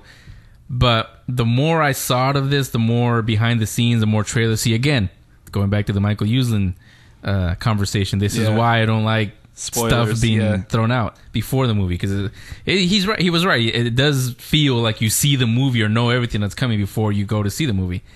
But the more I saw out of this, and I missed the WonderCon thing because I was busy with other panels. But I missed the WonderCon thing, even though we did have our meeting not in the ladies' room, but the meeting in the men's room. But I didn't even go see it. I remember that weekend, Sunday. I think it was you. It wasn't Romo, but I don't remember if it was you or somebody else from the Geek Speak staff. We were actually gonna go see Cowboys and Aliens at the last second at the box office. We went to see Captain America one more time, and I still have not right. seen. Yeah. It was you and I, Henry. Yeah, it was. I remember now. That's right. When you're talking about the men's bathroom, you're talking about you and Jon Favreau, right? Yeah, WonderCon at Moscone. That sounds kind of bad, but that's kind of awesome. Well, now that you said that, yeah, it sounds kind of bad. And then look at the picture you painted in their eyes. Henry, what did you think of the trailer for Cowboys and Cowboys? I liked the first one, but after that, it just started to lose me. Yeah, that was my biggest disappointment, especially when the reaction of the audience in the theaters when they would watch the trailer and laugh. And I'm like, dude, how can you laugh at this movie? That was when we went to see Harry Potter, the Deathly Hallows, the first one. You and I went to a midnight screening, and I think we talked about it on the air too. You were the only one cheering. Yeah. Everybody else was what and laughing, and I said, "Uh-oh, the studio's not gonna like that." And sure enough, I guess it did affect it in the end. Romo, actually, you and I did see the trailer for Cowboys and Aliens for when we went to go see Fast Five. Yeah, Ashley was in. We did. Which is, you know what? Which is surprising because Fast Five wasn't even nominated. It wasn't even involved into this award show. You were the only one that watched it. Well, then. I mean, it doesn't really. It was good though. It was actually a really good movie. Well, the only reason why is Fast Five doesn't really fall into sci-fi, horror, or fantasy. True. Yeah, it's an action film, and we go. I mean, I haven't seen that one either, but I hear from people who have seen it. It was a fun movie. It is what it is. Geek out on that though. Kind of. I don't. I mean, I know what I'm going to go see. It's kind of like the Bears. We know who they are. The Bears are who we thought they were. She hit the microphone when I do that. But Fast Five, when you go see those kind of movies, you know what you're getting. You don't really expect anything. Yeah, well, my friends actually liked Cowboys and Aliens. We went to the drive-in. We watched we actually watched what was it? How more retro can you get? Cowboys, Aliens at a drive-in. Yeah, we watched Rise of Planet of the Apes, and then we watched. I fell asleep, but they liked Cowboys and Aliens. Yeah, I actually saw Rise of the Planet of the Apes. I saw that twice, Henry. I saw it once with you, and I saw it with some family, and it was just great to see it. I mean, it was way better than the one that came out in back in 2000. Way better. Okay, so that's our small award show. We didn't do TV, we didn't do comics, but if we were best TV show last year, who would you guys give it to? Fringe. Even the ones that are canceled? Yeah. Oh, the Cape. I liked it. I have to go with maybe the Cape. Yeah. To me, The Event. Really? Yeah. That's right. The Scream Awards should have had something for that, but you know what? I thought about The Event last night while I was watching the Scream Awards. Yeah. That wasn't an event. No, The Event, you know what? The Event was actually a really good show. A lot of people, I noticed that when I was reading a lot of blogs, a lot of people actually thought it was losing its way and it didn't make any sense. I actually ran into Blair Underwood. Yeah, you were telling me about that. The day or the week when they were canceled, and I was like, oh, love the show. He's like, yeah, too bad it was canceled. Wait, what? You sure it wasn't the president? The real president? Well, I Obama? actually went up to him. No, it wasn't. He has visited San Francisco, you know. Well, how's it going, President Martinez? He's like, oh, how's it going? You watched the event? I'm like, yeah, of course. Big fan. And then he told me, too bad it's canceled. I'm like, what? Yeah, Henry, you and I actually really got into the show. Really did. And I remember we did discuss that last year, that people thought that it was losing its way. And I didn't get it. I don't understand. That kind of puzzled me. Scream Awards should have had an award section for this. TV shows that were canceled. Yeah, that's what I mean. There's a lot of things that were missing from the Scream Awards that were there. They did have this last year. They awarded, I think, not V. I forget. I think it was The Walking Dead that got it. But they had more comics, more graphic novels, more video games. They even had video. They didn't more touch celebrity video appearances. Let's just say Bill Murray. Yeah, I mean, you can't get any better than that. Yeah. I mean, ironically, that he won for the best cameo in Zombieland. And his cameo at the Scream Awards to accept that award can't be topped now by any. Even the George Lucas, I was gonna say George Hamilton. George Lucas cameo this year didn't top. Yeah, Peter Venkman. Even Doc Brown's and Michael J. Fox cameo was awesome. Yeah, so that you would give it to Fringe. I would give it to Fringe also. I mean, The Event and Fringe tie there. Yeah. Somebody's got to give some love to Fringe. The Emmys don't. Scream Awards don't. We love Fringe, so we got to give some love to Fringe. I'm telling you, we got to come up with an award, get John Noble on. That's a hint, and give him the award. Yeah. Comic books. I have one thing to say. I'll add this nomination. Best event this year. By event, I mean these three: Fear itself, the New 52, or the introduction of Miles Morales. Which was bigger to you guys? The introduction of Miles Morales. Yeah, that one. I would say the New 52, only because it's such a groundbreaking thing and unheard of. No company Marvel has never just taken its titles and say, hey, everything that you guys know, throw it out because now you got to start collecting these. Yeah. It literally starts, it's tabula rasa is what it's called. It's starting from scratch.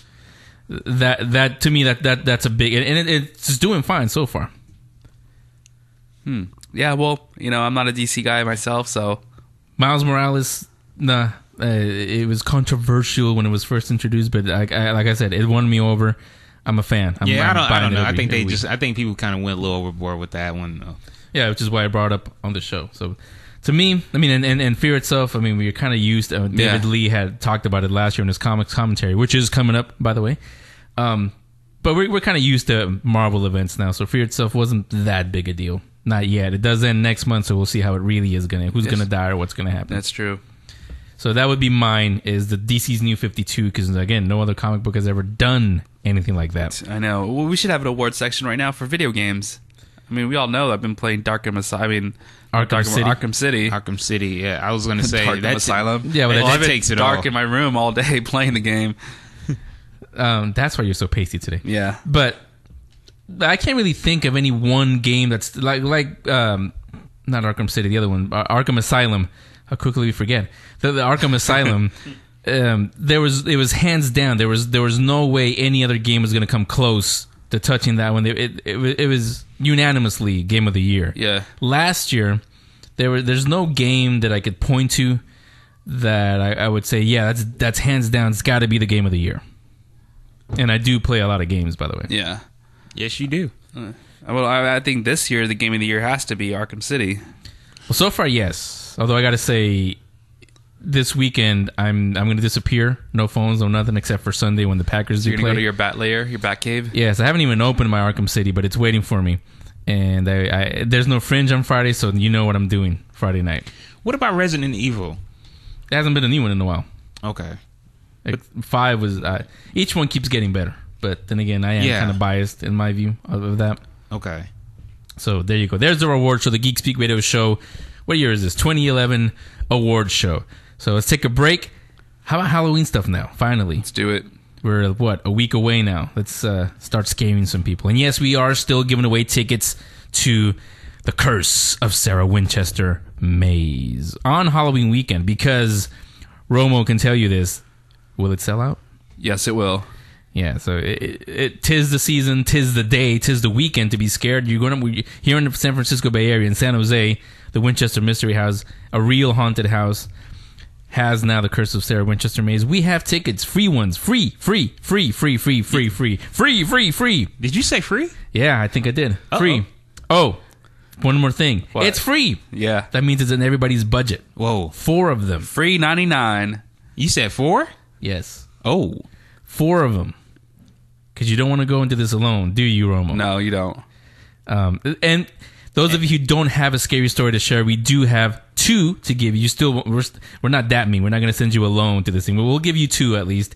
And we have, I think, 5 pairs left. All you got to do is tweet us. What is the message again? Happy Halloween. I want to go to hashtag WMH Fright Nights. Or, please give me 2 ticks. Hashtag Geek Speak Radio Show. Just tweet it at Geek Speak Radio 1. What is it? At Geek Speak Radio Show 1. Yeah, Geek Speak Radio Show 1. I keep forgetting our Twitter account. The number 1. That's why I have our computer. I just log in without having to remember passwords and all that stuff. It's automatic. Make it easy for me. But you guys just go on there. We'll pick 5 of you and give you 2 passes. Because again, we're not that mean. We're not going to send you alone through this maze. But if you really are scared and you need more than one person, 4 VIP passes on guaranteed sellout weekend, Halloween weekend. All yours. All you got to do is go to our Facebook page. Our house is scarier than yours. Look for that. Post your scary story. The one that scares Romo the most. That's the one that we'll give those 4 passes to. That's right. So let's talk a little bit more about that when we come back. Should we do the Geek Speak Radio Show thing? Yeah. Next one. The Geek Speak Radio Show will be right back. So you think your house is scarier than the Winchester Mystery House, do you? Here's your chance to prove it. Go to facebook.com/ourhouseisscarier-than-yours and post your scary but true haunted house story. Do you hear weird noises in your house? Do you see shadows when no one's there? Something even more scarier than that? Post it on our wall and we'll pick the one we think is scarier than the Winchester Mystery House. If we pick your story, you'll get tickets to experience the Winchester Mystery House Fright Nights event, happening weekends through October 31st. What are you doing here? And enter the all-new Curse of Sarah Winchester maze. Get out! If you dare, we'll prove to you that our house is scarier than yours. Go to facebook.com/ourhouseisscarier-than-yours and post your story. Only from the Winchester Mystery House and the Geek Speak Radio Show. Don't have a scary story? Or you just can't wait until Halloween weekend? Follow at Geek Speak Radio 1 and at Winchester House and tweet one of the following. Happy Halloween! I want to go to #WMH Fright Nights. Or, please give me 2 ticks, #Geek Speak Radio Show. That's all you've got to do. We'll pick 8 winners between now and October 28th. The winning followers will get 2 VIP passes to Winchester Mystery House Fright Nights, happening on select weekends now through October 31st. Remember, Happy Halloween, I want to go to #WMH Fright Nights, or please give me 2 ticks, #Geek Speak Radio Show. That's it. We'll see you at Fright Nights and Happy Halloween from the Winchester Mystery House and the Geek Speak Radio Show.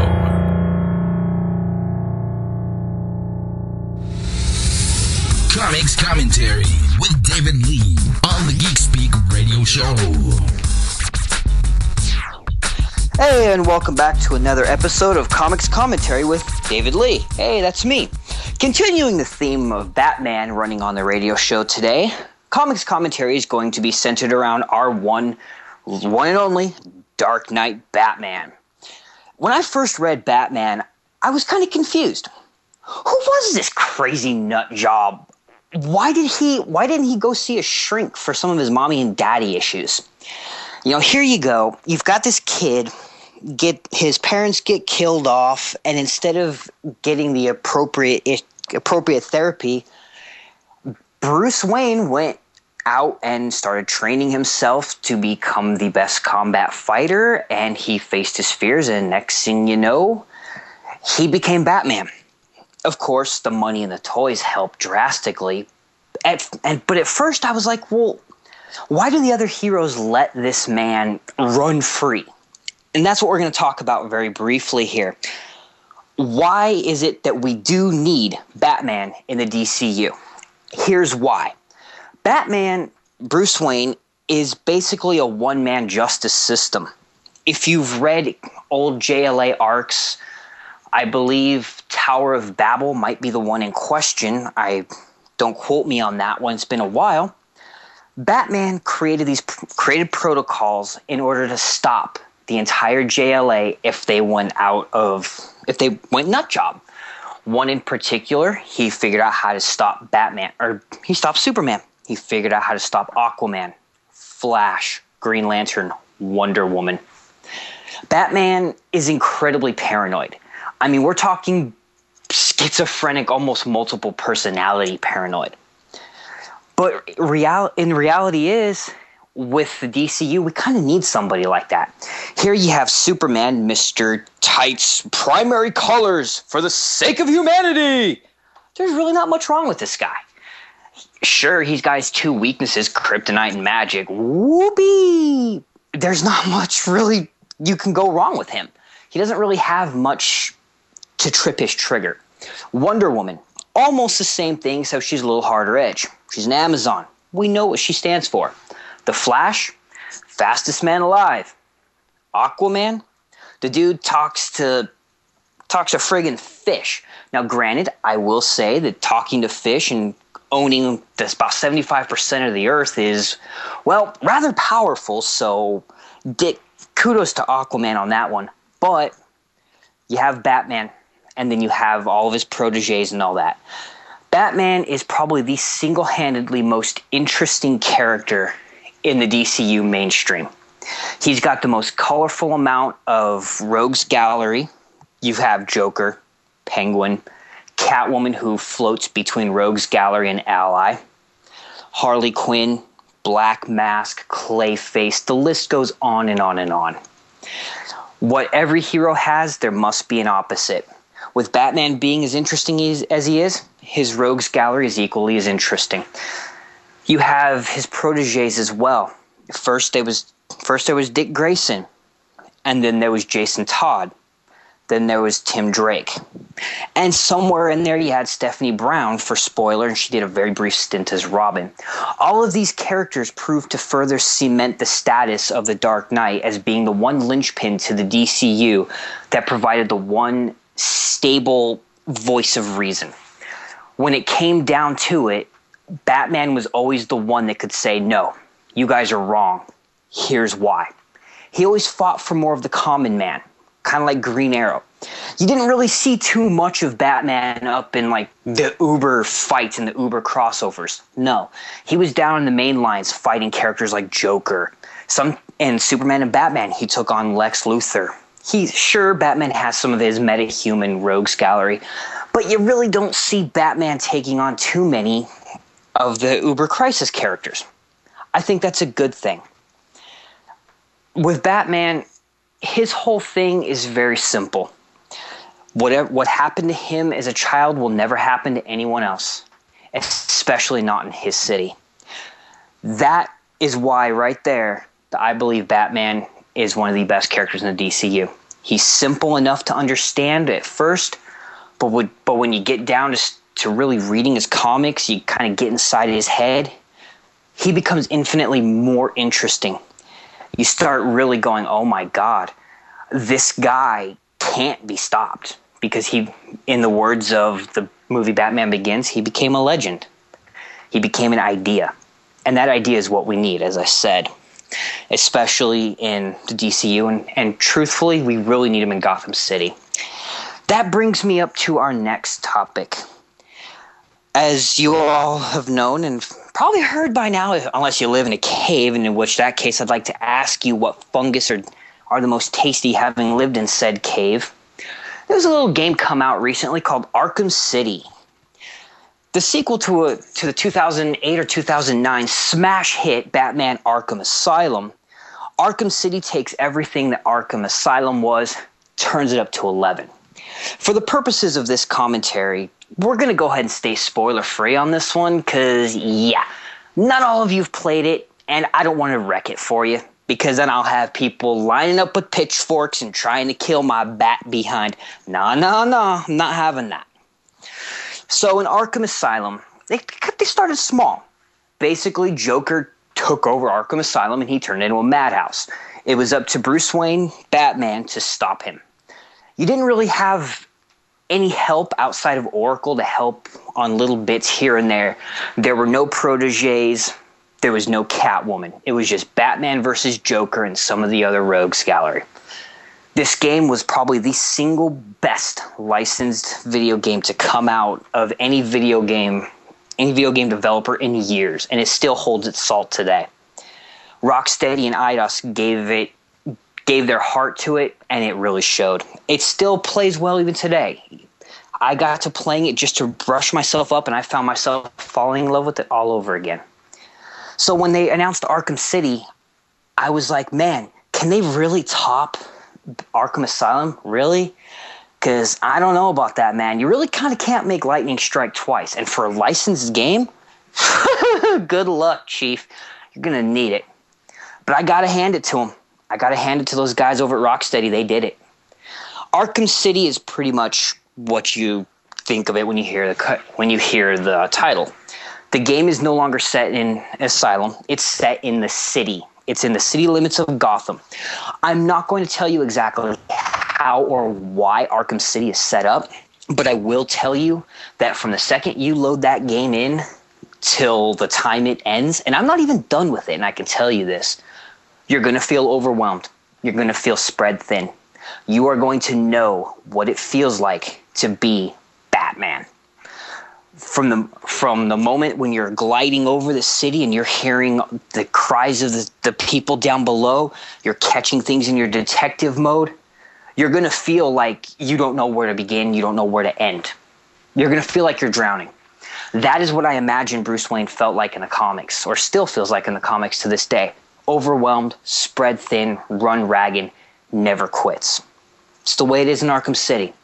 You have your standard weapons that you had in Arkham Asylum, but you have a few more. Incursions of weapons like smoke pellets, and I believe a couple others that I'm going to go ahead and leave out just for the purpose of this review. They really, really help. Detective mode has been really upgraded for this one. You can't, in the first Arkham Asylum game, you could pretty much go through the game with detective mode on and see anything and do anything you wanted. You could see down a couple hallways down there and see all the enemies down there, and you could play with the whole game with the thing on if you wanted to. Hell, I did it more than once, I'll admit it. Arkham City, not so much. Can't do that as well. How do I put it? The actual appearance of the game when you're in detective mode, it kind of makes depth perception a little bit of a bitch. It's a good thing, though. Glide mechanics have been increased. Now in Arkham City, you can glide as long and as far as you want, as long as you have the proper upgrades. You can start from one end of the Arkham City and just keep going. Just keep gliding.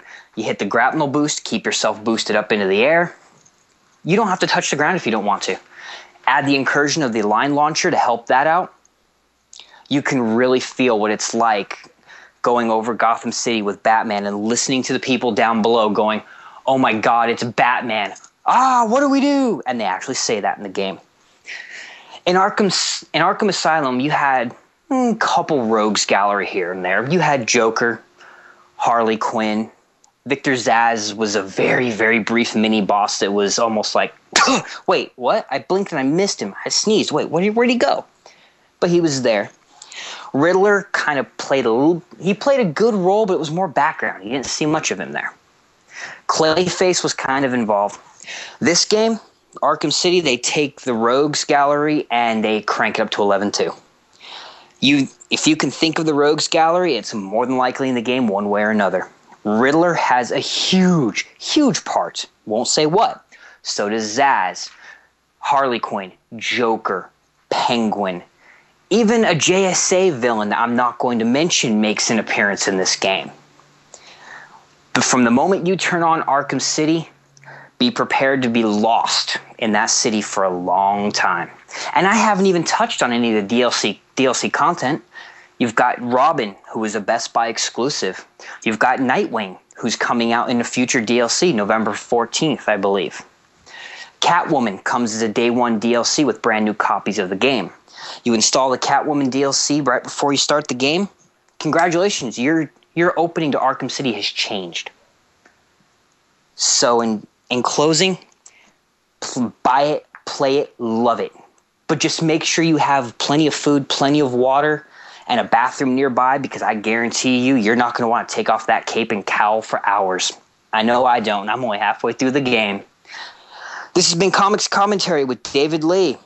Now, if you excuse me, I need to go don the cowl and the bat suit and go whoop some ass again. See ya. Geek Speak Radio Show will be right back. We seek her out, the one who stole our lives. We will have our revenge, and you will die.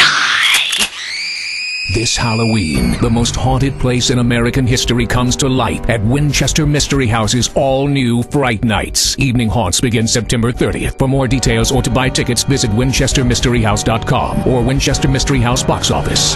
This is the house that fear built. This station is now the ultimate power in the universe. Now back to the Geek Speak Radio Show.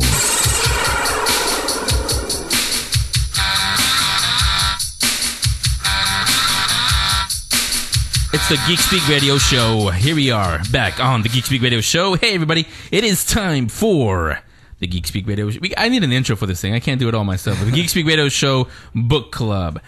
You didn't want to read, or you just were too busy? It was too busy. Doing playing Arkham City again? Yeah. No, that was only Tuesday. Then it came out. What were you doing on Monday? Watching movies. What were you doing Tuesday through Friday? Working. Playing. Working his way through the levels, he means. So, again, my pick is a book that I started reading. This is when I knew I was a geek. I think I mentioned this before in our very, very first pilot last year. Are we going back into your childhood? No, we're going back into my library. This is a book that, like I said, when everybody was reading Green Eggs and Ham and whatever books second, third graders read, I was reading this one right here. It's a kid's book, but it's a little for older kids. It was actually first released in 1952. Wasn't born yet, so I didn't get it. I didn't catch it then. I caught it on its reissue, 1980. 82 was when I first got it. It's called The Spaceship Under the Apple Tree by Louis Slobodkin. I had the hardcover. I don't know what happened to it. I ordered it, and I got the soft cover, but it's not abridged. It's the exact same one. It is about. Don't want to give too much away, but it is about. I highly recommend this to you guys. It's about a little boy, Eddie is his name, who goes to stay at his grandma's farm over the summer. Mm-hmm. One of those summers, which is when this book takes place, one of those summers they get visited by a spaceship who lands under the apple tree, and he meets a little guy from Martinian. He's a Martinian, and Grandma is kind of hard of hearing. She thinks his name is Martin E. Ann. So they started calling him Marty, and he looks like a little boy, like a little 8-year-old. So it's supposed to be like a Martian then. Yeah, and the adventures go on through there. Their ships, everything is powered by what they call a super secret power Z. Yeah, Zuri Animatichrome. Thought I couldn't say it. Wow, at that age too. Yes. That's why I liked it, because they had those big words in there. Yeah. Zuri Animatichrome. But he called it Secret Power Z, not Superpower. That was the second book. But Secret Power Z, it was just a little wire that would glow green, and that would power their ships, everything else. In the middle of the book, he loses it. So he's stuck there. He can't get back. And half the book is spent with Eddie and Marty trying to find it. And they have, he's also learning about our planet, and it goes on through there. Sounds fun. This is the first one. It spawned, I think, 4, 5 sequels, all just as good. But I would suggest start with this one. You'll like it. It's a good standalone book. Yeah. And again, it's called The Spaceship Under the Apple Tree by Louis Slobodkin. Looks like a good book for kids. Especially for if parents are listening, get that book for the kids to read. Yeah, and again, it's available on Amazon and all the usuals. I'll put a link to it up on geekspeakradioshow.com in the book club section. But you can also find it, I'm sure, at, what is that building called again, where you can find books for free? I think it's called a library. Yeah. Yeah. Well, next week I'll have mine, given that we'll be having our Halloween episode. So. Hey, tell you what. What? There's nothing on, no Terra Nova Monday night. Yeah. Nothing really to do, so take a trip to the library. We'll do. You can pick 7 books, and you'll do it the next 7 weeks, and be all Romo's picks. Yeah, we'll do. But if you guys out there, if you guys want to suggest some books, you can. Books at geekspeakradioshow.com. Send them. I have gotten a few. I think I read them off a few weeks ago. Ready Player One is Ready Player One, meaning it's in my queue. I'm finishing up a book right now. I may not pick it for the what do you call it? I'm actually finishing 2 books. I'm finishing The Boy Who Loved Batman, and I'm also reading at the same time another book that I'm not going to use for it's a biography, but I'm not going to use that one for the book club. When you're done with The Boy Who Loved Batman, can I borrow it? If you go to the library, I'm not giving you mine. That was sent to me. It was autographed to me. All right, we'll do. Okay, fine. You can touch it. As long as you're not sweating, you don't smear the autograph, then you're fine. Sweats when they read. Romo, you sweat when you eat, when you do everything. No, I don't. Yes, people you right do. now think whatever. I ain't going to go there with you. No, some people are probably eating. So let's take a break. We'll come back. We'll let you know exactly what's going to happen in the Halloween show. What? Nothing. Okay. The Geek Speak Radio Show. We'll be right back. We seek her out, the one who stole our lives. We will have our revenge, and you will die. This Halloween, the most haunted place in American history comes to light at Winchester Mystery House's all-new Fright Nights. Evening haunts begin September 30th. For more details or to buy tickets, visit winchestermysteryhouse.com or Winchester Mystery House box office. This is the house that fear built. This is the show where you hear everything geek culture. Rules. We don't think so. This is the Geek Speak Radio Show.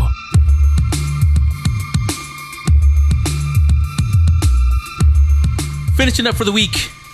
Very geeky show today. This is what we call the Geek Speak Radio Show. Thank you. We're on a geek overload right now. He can't even talk. He's geekgasmed out today. So, again, thank you very much to our guests today. Michael Uslan, author of The Boy Who Loved Batman, up on our link section. You can go on there to his website or on Amazon. It's available on there. It's available as a book or an ebook. Don't take the iPad. Will not. You did last time when we had the video game. I couldn't play it. So if we download it as an ebook, do not take it because I do want to read it. All right. Who else came out? Oh, how can we forget this? Lord of the Rings. Ooh, that was fun.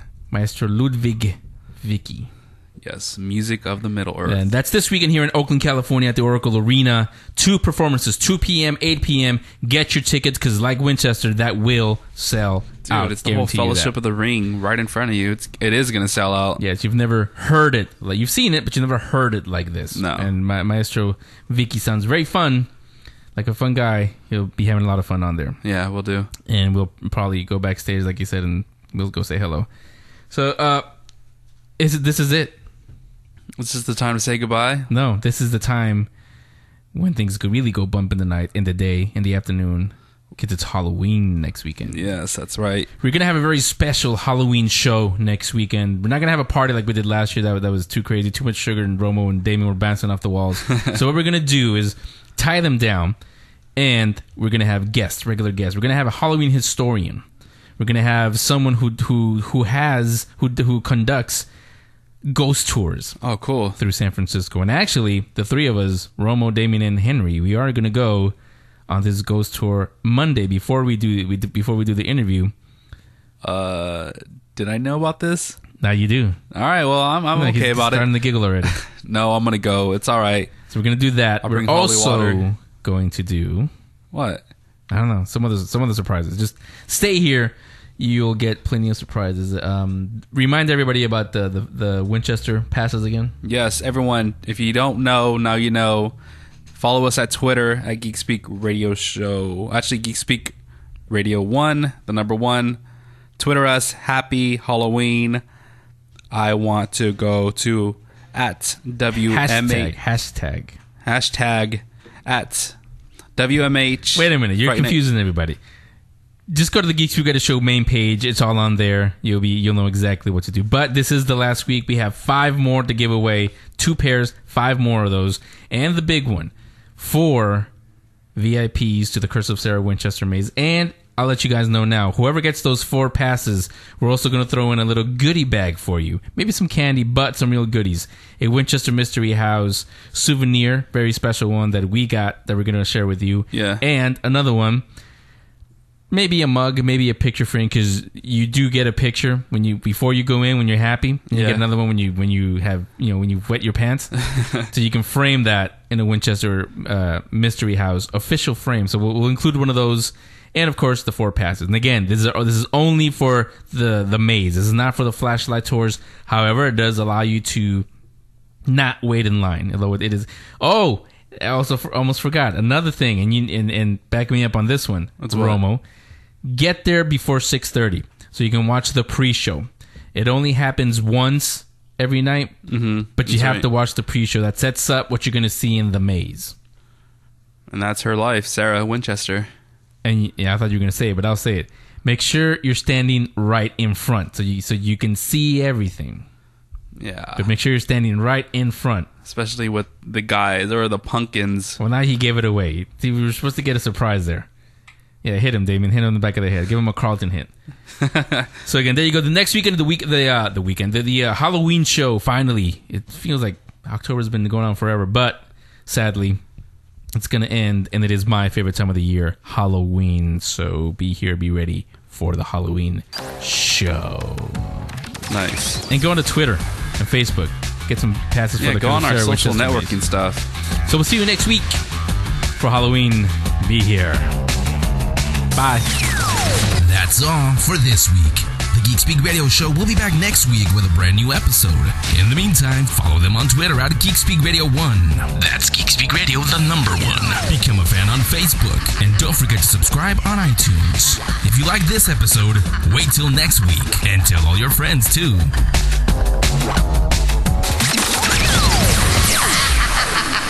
This is the Geek Speak Radio Show.